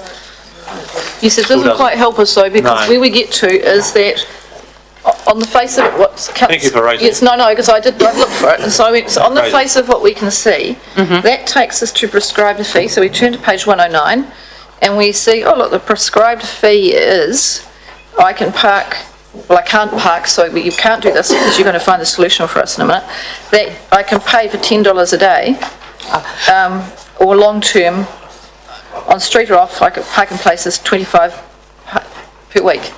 Yes. Through the chair, that is a matter we would have to deal with later. It wasn't within the scope of the proposed amendments. It's not a matter. I do realise that, but what we're wondering is, which I'm not really sure I want to be having this conversation while being live streamed, actually, Councillor Skinner, but if we'll leave you to go away and work all that out, because somewhere in there I'm sure that there isn't some loophole. Councillor Noonan, have you found it? I might be able to help, but I'm not the answer of all things. At 7.2 on page 68, it does say, in accordance with council's policy for reserved parking, so the answer may be there, and we haven't got that to hand at the moment, but it may be the answer we're looking for, or the specifics around how or who can apply and whether they fit the criteria may be in the council's policy for reserved parking. I'm getting a nod from the officers, so maybe that's a copy of that. Margaret, you'll come back and tell us, yes, you'll sort it out. Okay, righty-ho, thank you very much. All right, there's a recommendation in the report, and moved by Councillor McGurk, seconded by Councillor Neil Stevens. I will put the motion. All those in favour? Aye. Against? Carried. Thank you. All right, moving on. So, infrastructure capital project supplementary report, additional funding, page 125. Mr. Light and Ms. Plum are coming to see us. Oh, we're all coming. All right. Oh, yes. Okay. Mrs. Parfitt too. Okay. Rightio. So we've got a supplementary report. I'll leave you to, I think in this case, just speak briefly to the report. Thank you. Thank you, through the Mayor. The additional funds we are requesting will allow the planned projects to move forward in this financial year. The report that you have in front of you has additional information to support our request. However, the projects all deliver more than just fixing our infrastructure. Saxton Creek, for example, upgrade is just one domino in protecting Nelson properties against flooding. It's also delivering recreational walking and cycling links, landscaping and family-oriented spaces. It's allowing new development in the area, and all existing and future residents will enjoy the benefits of the project as a whole. St Vincent Street sewer renewal will fix a number of existing problems, being failing old pipe, which is unfortunately contributing to our I&I problem, but it will also allow the new development up Toi Toi Valley that's proposed. The underpass will ensure that cyclists and pedestrians will have safe travel in this new roading area, which is supporting this year's focus on our modal shift. So all three projects will, and with Saxton's are, actually achieving good outcomes for our community now and in the future. So we would request an increase in the funding from this financial year and some into next as well to allow us to complete these projects. Are there any changes in relation to the the dollar amounts in this report from what was presented to the Infrastructure Committee?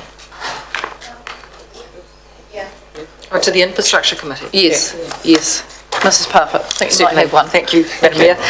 Yes, when we brought this underpass issue to the Infrastructure Committee, we had a very provisional estimate, and I think the next day we got a revised estimate with far more detail in it, and there's been a significant increase in the cost. In relation to the Railway Reserve underpass, is that correct? Yes, that's correct. Righty-ho. All right, thank you. Councillor Egar, and then Councillor Thank you, Madam Mayor. Yes, so I just want to ask about the Railway Reserve and clarify. So the resolution clearly states additional funding, but in 4.25, it talks about the potential to offset the additional costs through no longer needing to provide TDC a grant for the Champion Road underpass, and the offset is 320 against a shortfall of 244. So in my mind, that more than offsets. That still leaves us in the positives. I do note that the years are different. 2020-21 for the 320, and this is of course for 1920, but can you clarify why one may offset but yet it is a request for additional funding? Certainly. Through the Chair, as officers, the Champion Road project not proceeding as an underpass would be declared as a saving. So as officers, we don't have the delegated authority to approve new funding or additional funding for a specific project. That needs to come back to this council to approve. So in real terms, there's an offset in terms of it's not an additional amount of money in the long-term plan, but in terms of project, we need this council's permission to reallocate that saving essentially.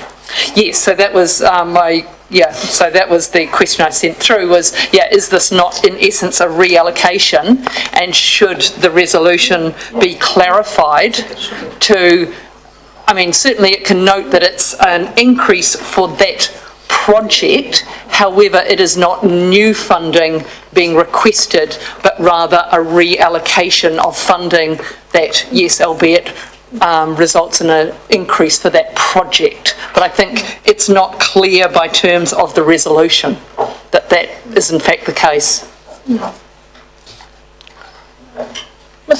Councillor Harrison. So through the Chair, I think if they were both within capital expenditure, that would be okay, but because the one to TDC is actually an operating grant, it's a different type of funding. Really? So I guess that then leads to a further question. So is the statement that it would be offset a correct statement?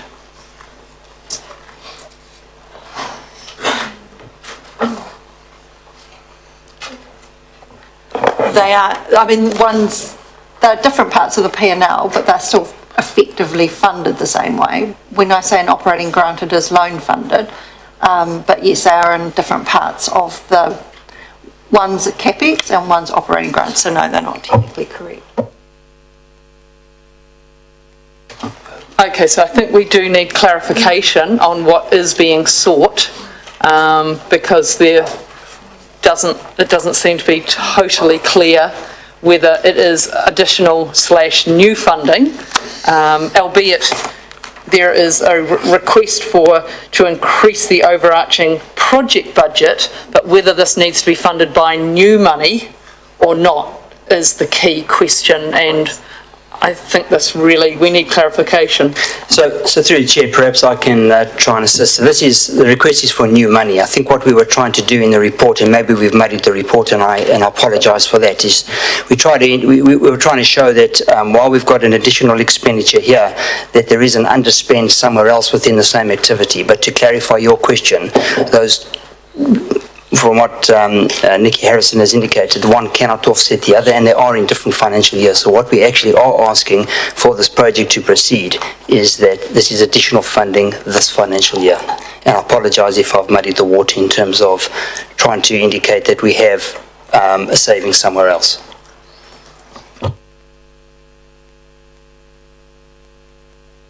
No, that was that was a helpful discussion. And I've got to speak in this, but before I go to Councillor Rainey, can I just be really clear though? If you have got a savings in an activity class and it's capital, but then you have another item that pushes a bit further, are you sure that you can't sort that out at an officer level? I think you possibly could do that. Yes, I think that was certainly my understanding. There was two killers here. One was they're in different years. Yeah.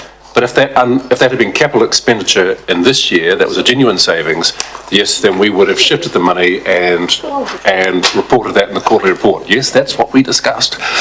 Definitely. Good, I'm pleased about that. That's what I thought you were doing. My apologies. What do you want to get on? Yes, absolutely. Great. Thank you, Councillor. Right, Councillor. There has been a series of conversations with these three erstwhile business unit managers, and obviously our discussion has got somewhat confusing. But yes, if we have a genuine saving in a capital class and a little bit of over expenditure in another project, then we balance that out and we report it in the quarterly report and we move forward at pace. Absolutely. Right, Councillor Rainey. Madam Chair, are you going to move each of these individually, or are you going to move it as a whole, the recommendation? Well, I was going to do them together, but if there's some reason you'd like them separately, I can do that. I'm happy to accommodate that. If you would like, if there's one. Only that we're being asked to approve something here that as elected members, we've had no ability to take part in the decision. I don't want to relitigate or bring this issue up again, but if we don't agree with a particular item here that's being forwarded or moved along, we need to potentially take advantage of the opportunity to state that we don't agree with it. Well, I work on the basis that you've had really thrashed this out at a committee level. And this is a recommendation to council, and council is not an opportunity to have a re-debate of what you discussed at committee. You should release some new information that's come to hand that would cause you to want to do that. Absolutely agree with you. Okay. But even at the committee meeting, even at the committee level, we have had no opportunity as newly elected council members to partake in any discussion regarding this issue, which I think personally I'm completely opposed to. And when I'm asked to vote towards approving something that I completely don't agree with, I just need to know what the situation is. All right, I think that you're referring to the railway reserve item, and as I understand it, and I'll go to Councillor McGurk, that there was discussion as it relates to a resource consent matter that's not the subject of this particular item. This is where we've got to. But basically, what I have to say is that the subdivision development up there is moving at a pace, and as the report says, it was laid dormant for long, and suddenly it's roared into life and it's continuing to pace. We're faced with a situation is that we're given two options: was an at-grade pass or an underpass. To fit in within the existing timelines. To place the order had to be placed a fortnight or so back, or a week or so back. We missed that. It just wasn't happening. I had a discussion with the group manager, spoke with me and the deputy chair as well. We're of the view that in the interest of maintaining a safe railway reserve for the use, the officer's advice was very clear and unequivocal. The underpass was the better option. We had to place the order then. If we left it any later than that, it wouldn't have happened. Thank you. So let's understand that you've gone through that discussion at the committee level. All that's happened in the interim is that, and Councillor McGurk rang me to check about this as well, that as Mrs Parfitt said, that the numbers came in, they'd moved, the group manager went, look, I need to put this to the chair and the deputy chair, who both looked at it. Chair then rang me to say, look, are you comfortable with us moving the price up? And in our collective view between the three of us is actually we've set, if modal shift's important to us, I'm not comfortable putting any at-grade crossings across our reserve. I'm not happy with that, and I'm happy to pay the money to get it to be appropriately designed. Well, just further that, I completely agree. Modal shift is important, but I don't agree that this is going to add to a facility that's already in place, because it's not. It's just going to essentially replace a facility that's in place because the road's going over it. I think the culmination of that is that an intersection is going to be put in that's going to add to congestion and potentially add to the issues surrounding modal shift. I don't want to go on any further about this, but what my initial question was, are you going to move them all together, or are you going to move them one by one? Because No, I'm going to move them all together because I don't think there's anything that's coming to this meeting that is additional that would cause information that would substantially change the committee's decision. So I'll be taking it all as one. You move them in entirety, thank you, and seconded by Councillor Neil Stevens. And then we're on questions still, Councillor Noon and then Councillor Laurie. Thank you, Madam Chair, Madam Mayor. I'm still a bit confused about the difference between the meeting that we had on the 21st of November where it said that the culvert had already been ordered and why there's an increase. I'm a little bit confused as to why we've gone from 89,000 to 244. So if somebody could help me out there. Mrs. Parfitt. Certainly, through the chair, the culvert is just that, it's a culvert. There is a large amount of earthworks and civil works that need to be done to place that culvert. So there's a base that needs to be prepared and there's some civil work on either end of the culvert. And it was those prices that moved significantly. So the price of the culvert is what it is, but the civil work, and even that was initially one price, but because of the short time frame it has gone up slightly, but it's the earthworks that was where the significant differences were in the pricing, and we didn't have those when we came to the infrastructure committee on the earlier date. Right, so that is a difficulty, isn't it, in that when we are approving funds, and just a number of days later it's gone up by why was the information not available for their meeting? Had it been sought and not received?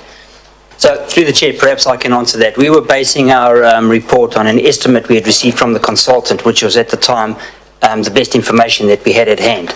We, as I indicated in item 4.23 on page 129 of the agenda, in terms of looking at the best ways to undertake that civil works, we're looking at utilising the existing contractor out on site, and following that meeting or during that period, that contractor had priced that work, which was a little bit different to the consultant's estimate. So what I'm portraying here is an accurate assessment of the actual pricing that's come in, with the view that we're still looking at negotiating that work with that contractor to undertake that work. Right, so I guess we can all be disappointed then, because it's actually ended up more than what we first thought. Yes. I assure you that Mr. Laverdis and Mrs. Parfitt were disappointed with having to, yes, they very much preferred not to be coming back today, but... Through the chair, I just need to say, as Councillor McGurk indicated, this has been moving at a tremendous speed, and we've been trying to stay ahead of this tidal wave, and it hasn't been easy. Right, but it's here today because we've had a three-way conversation here for 3 elected members, and we felt it was important to get the value of separating out not having another intersection across the railway reserve. Right, Councillor Laurie is next, then Councillor Courtney. Thank you. A couple of questions. One, page 132, in the climate impact statement, I agree with the last paragraph about the railway reserve and the underpass supporting walking and cycling. But I'm a little bit concerned that there's no reflection in this of the fact that the culvert enables a road that will lead to an increase in emissions. To me, this is just looking at the absolutely best possible scenario and saying this is the good thing that's happening, and it's ignoring the bad thing that's happening. And I think for this statement to have meaning, it needs to acknowledge that. I don't know if Mrs. Parfitt wants to talk about some of the connectivity value of this or not, in terms of no. So we're into, I wouldn't actually know, in the sense that what we've got now is a very large cul-de-sac in Nelson, and part of this was to avoid to stop the cul-de-sac and then doubling back. So in any event, oh yes, Chief Executive's got to go away from this conversation. In any event, that isn't the matter that's in front of Council today. The matter is dealing with the underpass. That's where we're at. My next question then is, Mr. Laverdis just talked about trying to keep ahead of this tidal wave, and Councillor McGurk talked about the development happening at pace. But there's been people working up on that hill for a long time, and the resource consent for this road, which I think is a terrible idea, was issued a long time ago. So the idea that we're suddenly having to try and keep up with something that's suddenly happening, I find a little bit unusual, given that apparently we knew this was going to happen, we've known this was going to happen for a long time. Any comments on that? The Chair, I'll answer that. So yes, this resource consent has been on the table for a long time. What has caught us out by surprise here is the pace that they've actually moved in this financial year of constructing that access road to Waimea Road. So it's not as though we haven't known that access road has to join Waimea Road. It's the fact that we've been planning that for several years now, for about 8 or 9 years from my memory, but it's the pace that they've actually undertaken, that they're actually, due to arrangements between some of the sub-developers, that they are moving with pace to get that construction done within, by July 2020, and that they're needing to undertake that work. And us being brought into that picture late because there are things that we needed to do. So it's not as though we haven't known about it, but it's the pace at which they've undertaken the access road and all the other services that they've needed to do at the same time. Sewer, stormwater, electricity, everything else that forms part of the road. It's not just a road, it's the designs that go with that, and then crossing the railway reserve as well as the intersection. So it's happened quickly. Councillor Courtney. Thank you. Madam Mayor, through you to Mark. The dimensions of this culvert, tunnel, underpass, what are the dimensions? I mean, are we going to see a narrowing of the cycleway at all? You're not going to have one cyclist coming from the north giving way to one coming from the south, and it's going to be the same dimension width as previously on the cycleway? That's one question. And then another question is just coming to mind now.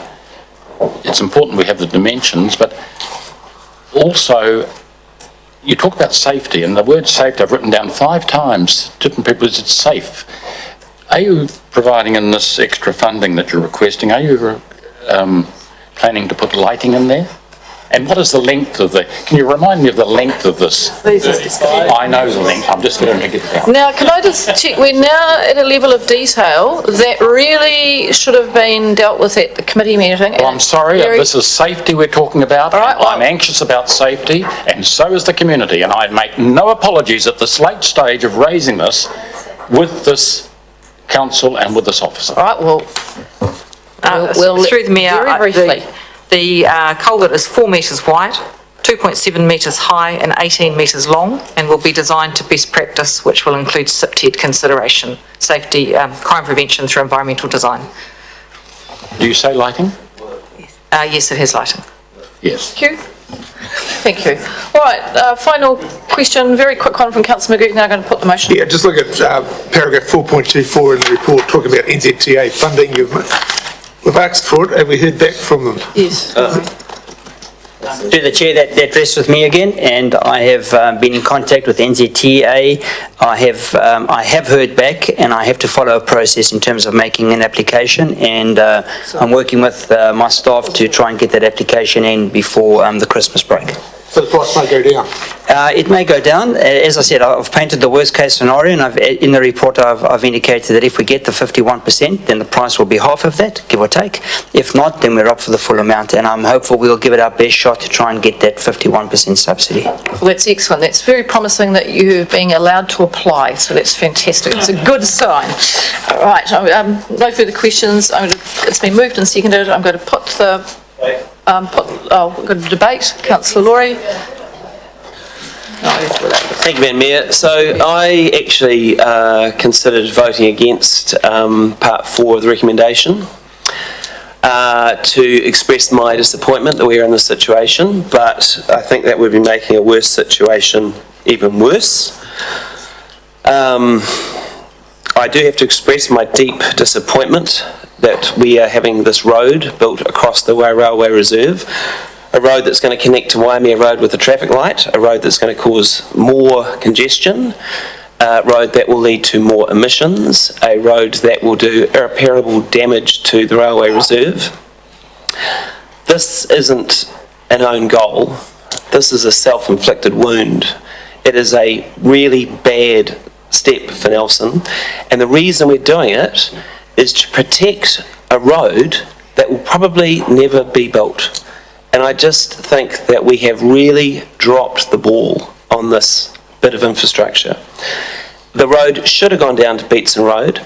Nelsust have shown that actually it's not too steep. The fact that the developers have built a road up to the site that they are using right now from Beatson Road proves it's not too steep. This has been a really bad bit of work by various councils. I am really annoyed that this was not brought back to us for us to be able to review the decision that was made about a decade ago, apparently. I feel this council has been handed a massive hospital pass. I think everything about this goes in the opposite direction of climate change, modal shift, and actually a lot of the things we're supposed to be doing as a council. So I have to express my deep disappointment that we're here. And I think it's going to be very unpopular. I think the culvert's going to be unpopular. I think the increased congestion is going to be unpopular. And we're going to have to wear it. And I really feel very disappointed and sad about that. Councillor Noonan? Thank you, Madam Mayor. I'm supporting this. This is a piece of work that's been in the books for a very long time. It's interesting that the developer is actually moving at pace, and isn't it good that we can actually get on board and keep up with the pace? It would be the last thing that we would want is to stop a project or have a project stop because all of a sudden the council just can't do it. Well, we can do it, and we can do it now.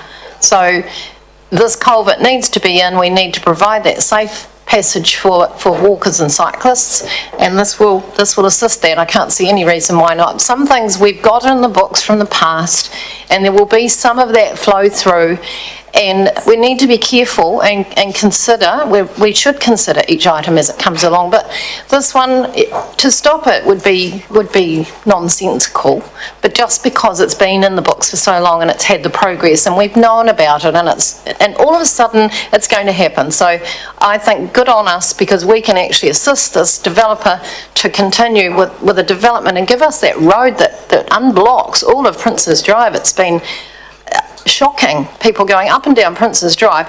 Isn't it wonderful that we'll be able to go one way and come out the other side? I think it's fantastic, so I'm very happy to support. Councillor Neil Stick. Thank you. Yes, I'm also speaking in support of particularly clause 4. The fact is, regardless of where we're at right now, and regardless of how we feel about where we're at right now, we're here. And as a newly elected councillor, I will not be wearing the decision for the road to go there. I will be wearing the decision to put in an underpass and protect the railway reserve as an uninterrupted corridor. And we can sit here, I'm sure, on hundreds of issues and relitigate decisions that we no longer have the power to change. But I'd like us to continue to look forward at where we as a council can make change and where that change can have the most positive impact. If there was a way to go back and reverse that decision, I would welcome it, but there is not. And so, as we stand now, to vote against this would be to vote against a protected railway reserve. The road is going to go ahead whether or not we put the culvert in, and that's the sad fact of the matter. Rainey? So I'd like to echo some of the comments that have been made and just point out that indeed this has never been a decision to build this road across the railway reserve. It's never been a decision that's come in front of council. It's a non-notified resource consent. Now, a non-notified resource consent that occurred when I was on the last term, or potentially the term before of council. Before we were ever on. Well, I was started on council in 2007. I have never heard of this project until recently. I have never heard of this project. So all I'm saying is that, and of course I will vote for it today, I just wanted to make a point. There must be some kind of mechanism that triggers significance as far as resource consent process is concerned for elected members. There must be some kind of mechanism that staff, that the chief executive consider. Because indeed, for us to be voting today for something I completely oppose, and I think the majority of Nilsonians aren't going to be happy with this, potentially for a road that won't be connected to Princess Drive for some years, beggars belief. And I just feel extremely strongly about this. There's no way we can change a resource consent that's already been granted unless the people who it's been granted to agree to that, and they're not going to do that. I shouldn't think for a second. So I'll vote for it because I don't want to hold things up, and I completely understand that staff have got a job to do. But the point being, the issue has just bypassed us, and I absolutely don't accept that there were some elected members who didn't, well, put it another way, I'm absolutely certain there would have been some elected members who would have known about this resource consent going through, or the potential that it was going to go through, and didn't let other members know about it. So I'm extremely upset. I think, Councillor Rainey, and I'm actually going to call this one in terms of date, I think it's 2001 or 2004, and I think elected members of the day one elected member said as a, 2001. So it's well down the track. In the last term of council, yes, this council was briefed on this in terms of the intersection, what was there, and we had it laid out to us what we could and couldn't do. So I'm quite satisfied that the officers have done everything they should have done to keep us briefed at where it is, and also made us very clear about what our legal opportunities were. I'm now going to go to Councillor Courtney, and then I'm going to go to Councillor Skinner, and then we must be done on, and Councillor McGurk.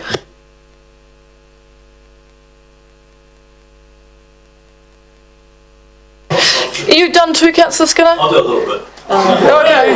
Hey, no, Dom, I support it. I'll go next then. Thank you. I'm supporting it.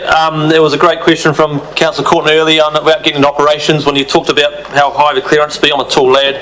2.7 metres starts worrying me a little bit. I'm 1.9 metres. My kids will probably be a little bit taller than that. If I stand up on my pedals, I'll be 2.2 metres. That gives me 500mm clearance. As long as I don't bunny hop on the way under, I should be right. So just without getting operations, I know engineers have got all covered, but please make an allowance for a bit more than that if I'm on my pedals going under it. My boys might be more like that head clearance. Okay. Right, I've had one person against. Is there anyone else that wishes to speak against? Oh, you've spoken for it. Oh, really? Even you? Okay, Councillor McGurk's right of reply. Very quick. Look, I'll speak briefly about it. I'm disappointed we've found ourselves in the situation. I know the officers are as well. Is that the circumstances have forced us to act very, very quickly, and that has actually jacked up the price in this contracting market. That's just the system. That's just the circumstance we've found ourselves in. And you're faced with some difficult choices, and we're really faced with making some compromises, I guess. And I think around this table is we're not prepared to compromise on a modal shift. We think active cycling and walking is important, and this is one way of reinforcing that.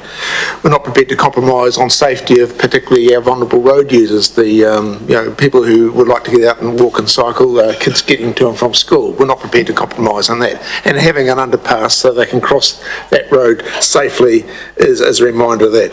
And we're not prepared to compromise on amenity. If you looked at the suggestion that we go down Beatson Ave, the road that access it is steep, it is a grade, and only go up, and we would have had stuck with a big intersection with an at grade level crossing there. So much too close.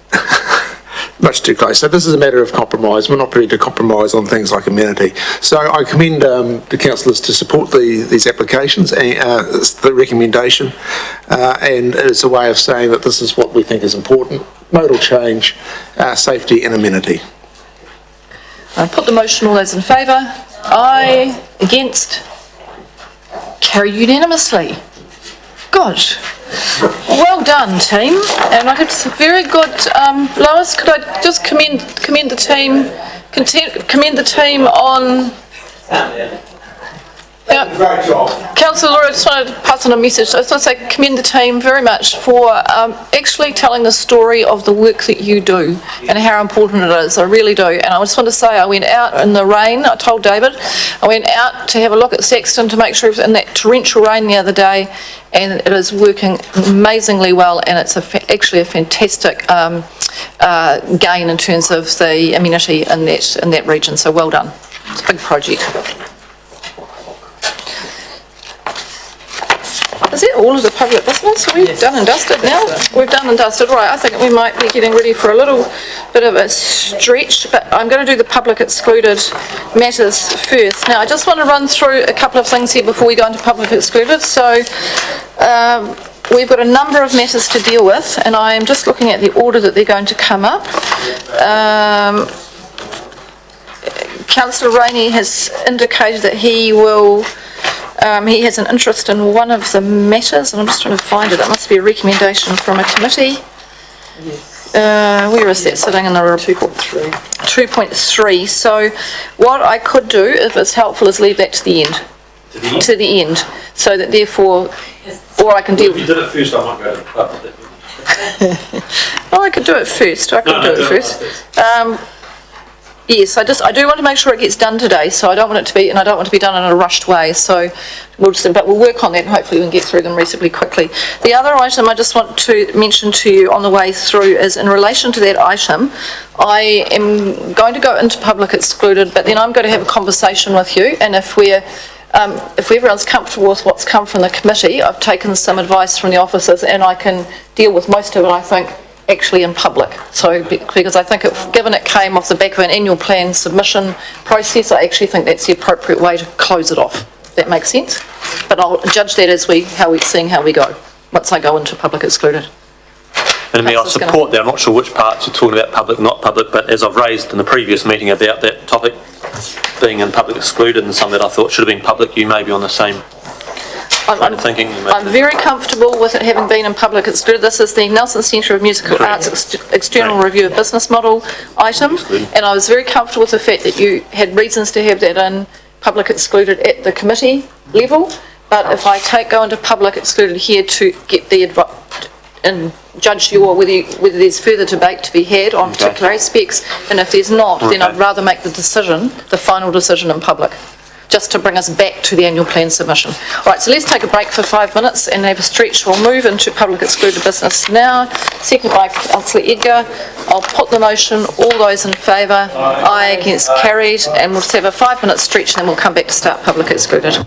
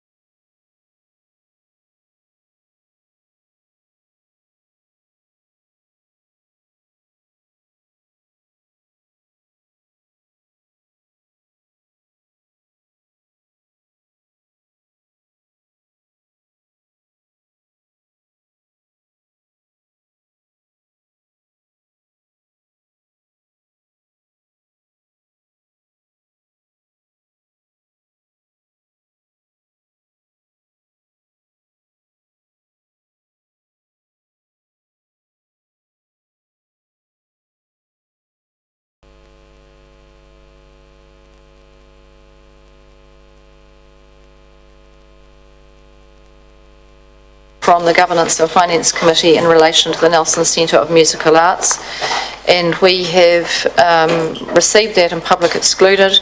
We're now bringing that back into public. This was a matter that arose as part of the annual plan submissions and then deliberations, and I think it's appropriate that you've now received the advice and had you been able to think about your negotiations that needed to be in confidential.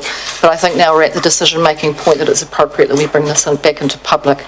So you have a proposal that has come as a recommendation from the Governance and Finance Committee to do a series of things that it's setting out in the recommendation, which is to take on the additional debt of just under 150,000 in order to reduce the cost of debt financing for the Nelson Centre of Musical Arts, and that's consistent with the approach that was taken for the Theatre Royal.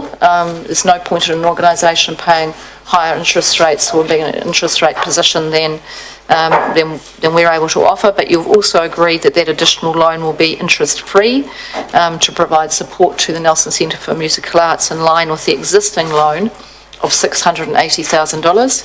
You are requiring that the Nelson Centre of Musical Arts repay that amalgamated loan, so you've said yes, you'll take that and interest-free, but you do require it to be repaid, and so there will be a repayment process.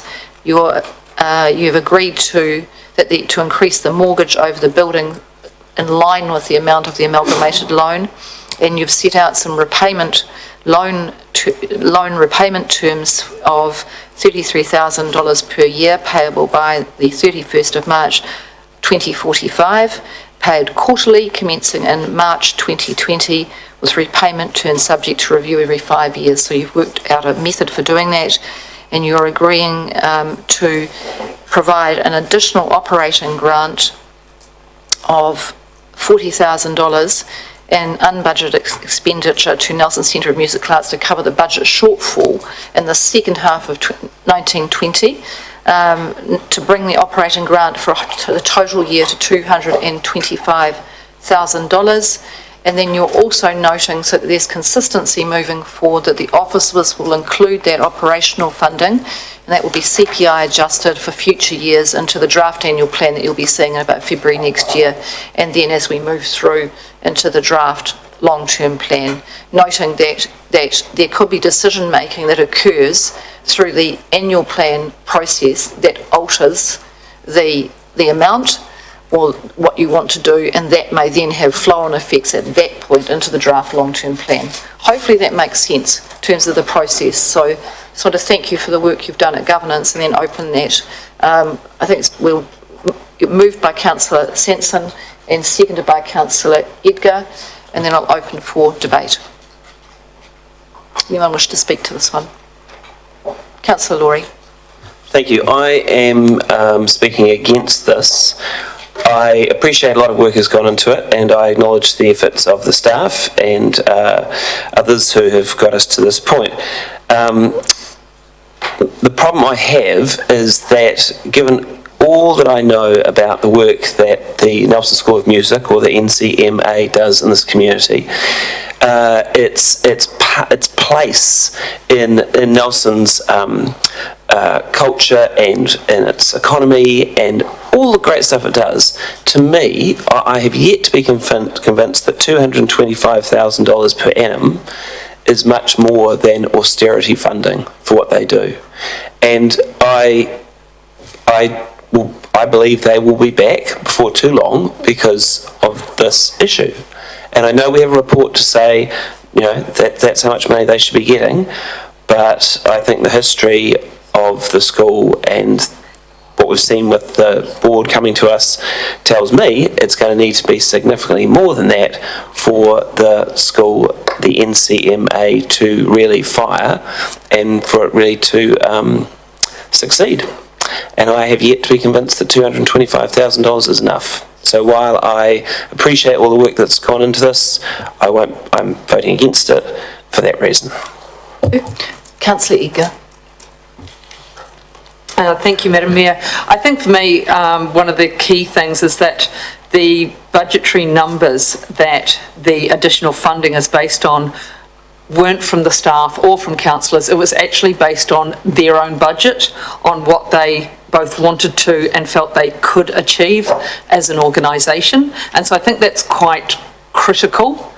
And so it not only funds the shortfall from what they wanted to achieve and felt they could achieve, it also reduces and simplifies their debt. It puts a repayment plan in place, and through putting it into the draft annual plan and draft long-term plan, hopefully we'll be able to give them some surety around this.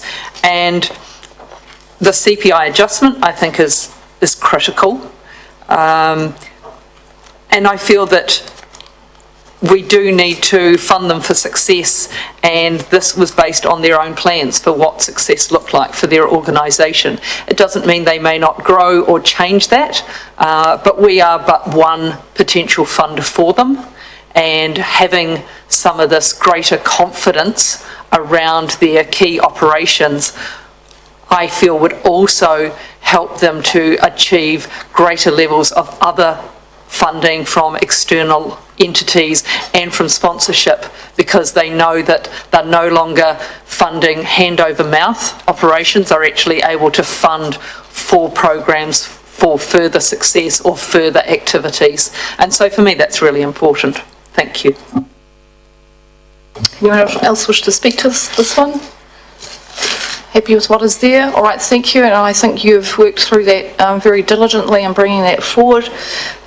We will, I'm pleased to see that it's noted that it's going into the draft annual plan and the draft long-term plan.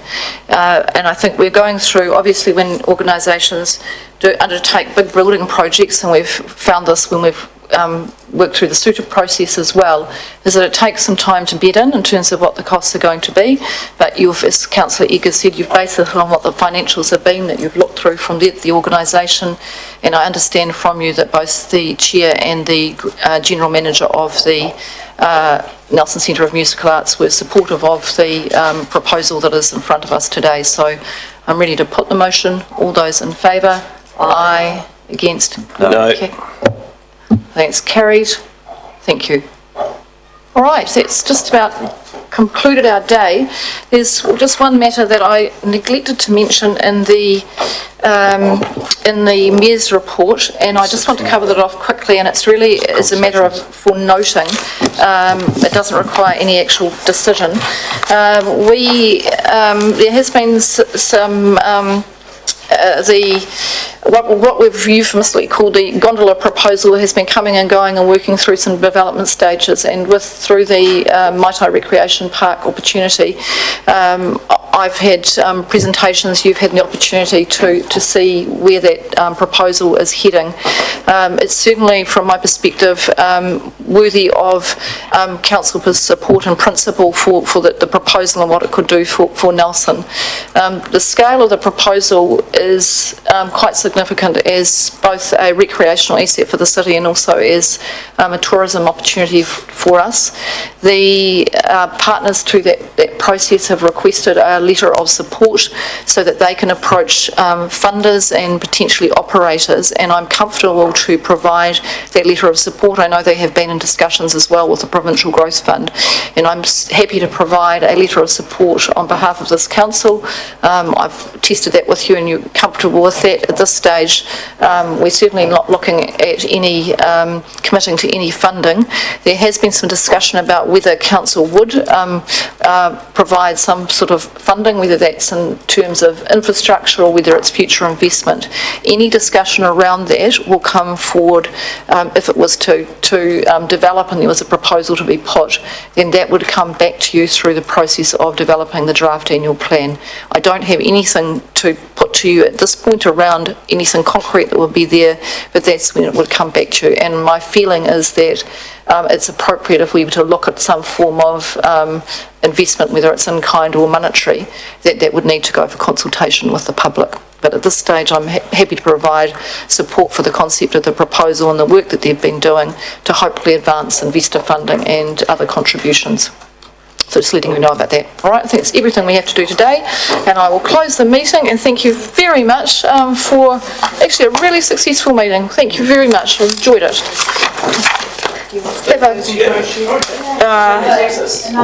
Yes, we should do that. We should do that.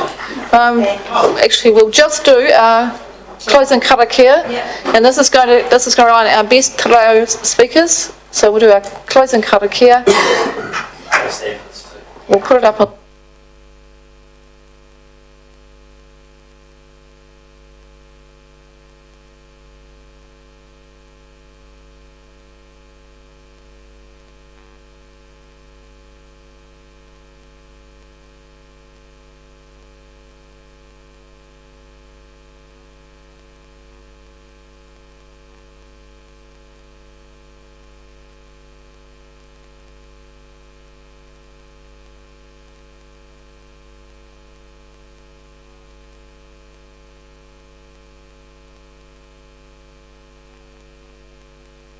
Oh, we did that very well, but we forgot to put the microphones on. Meeting's closed. Merry Christmas to those of you who are heading away.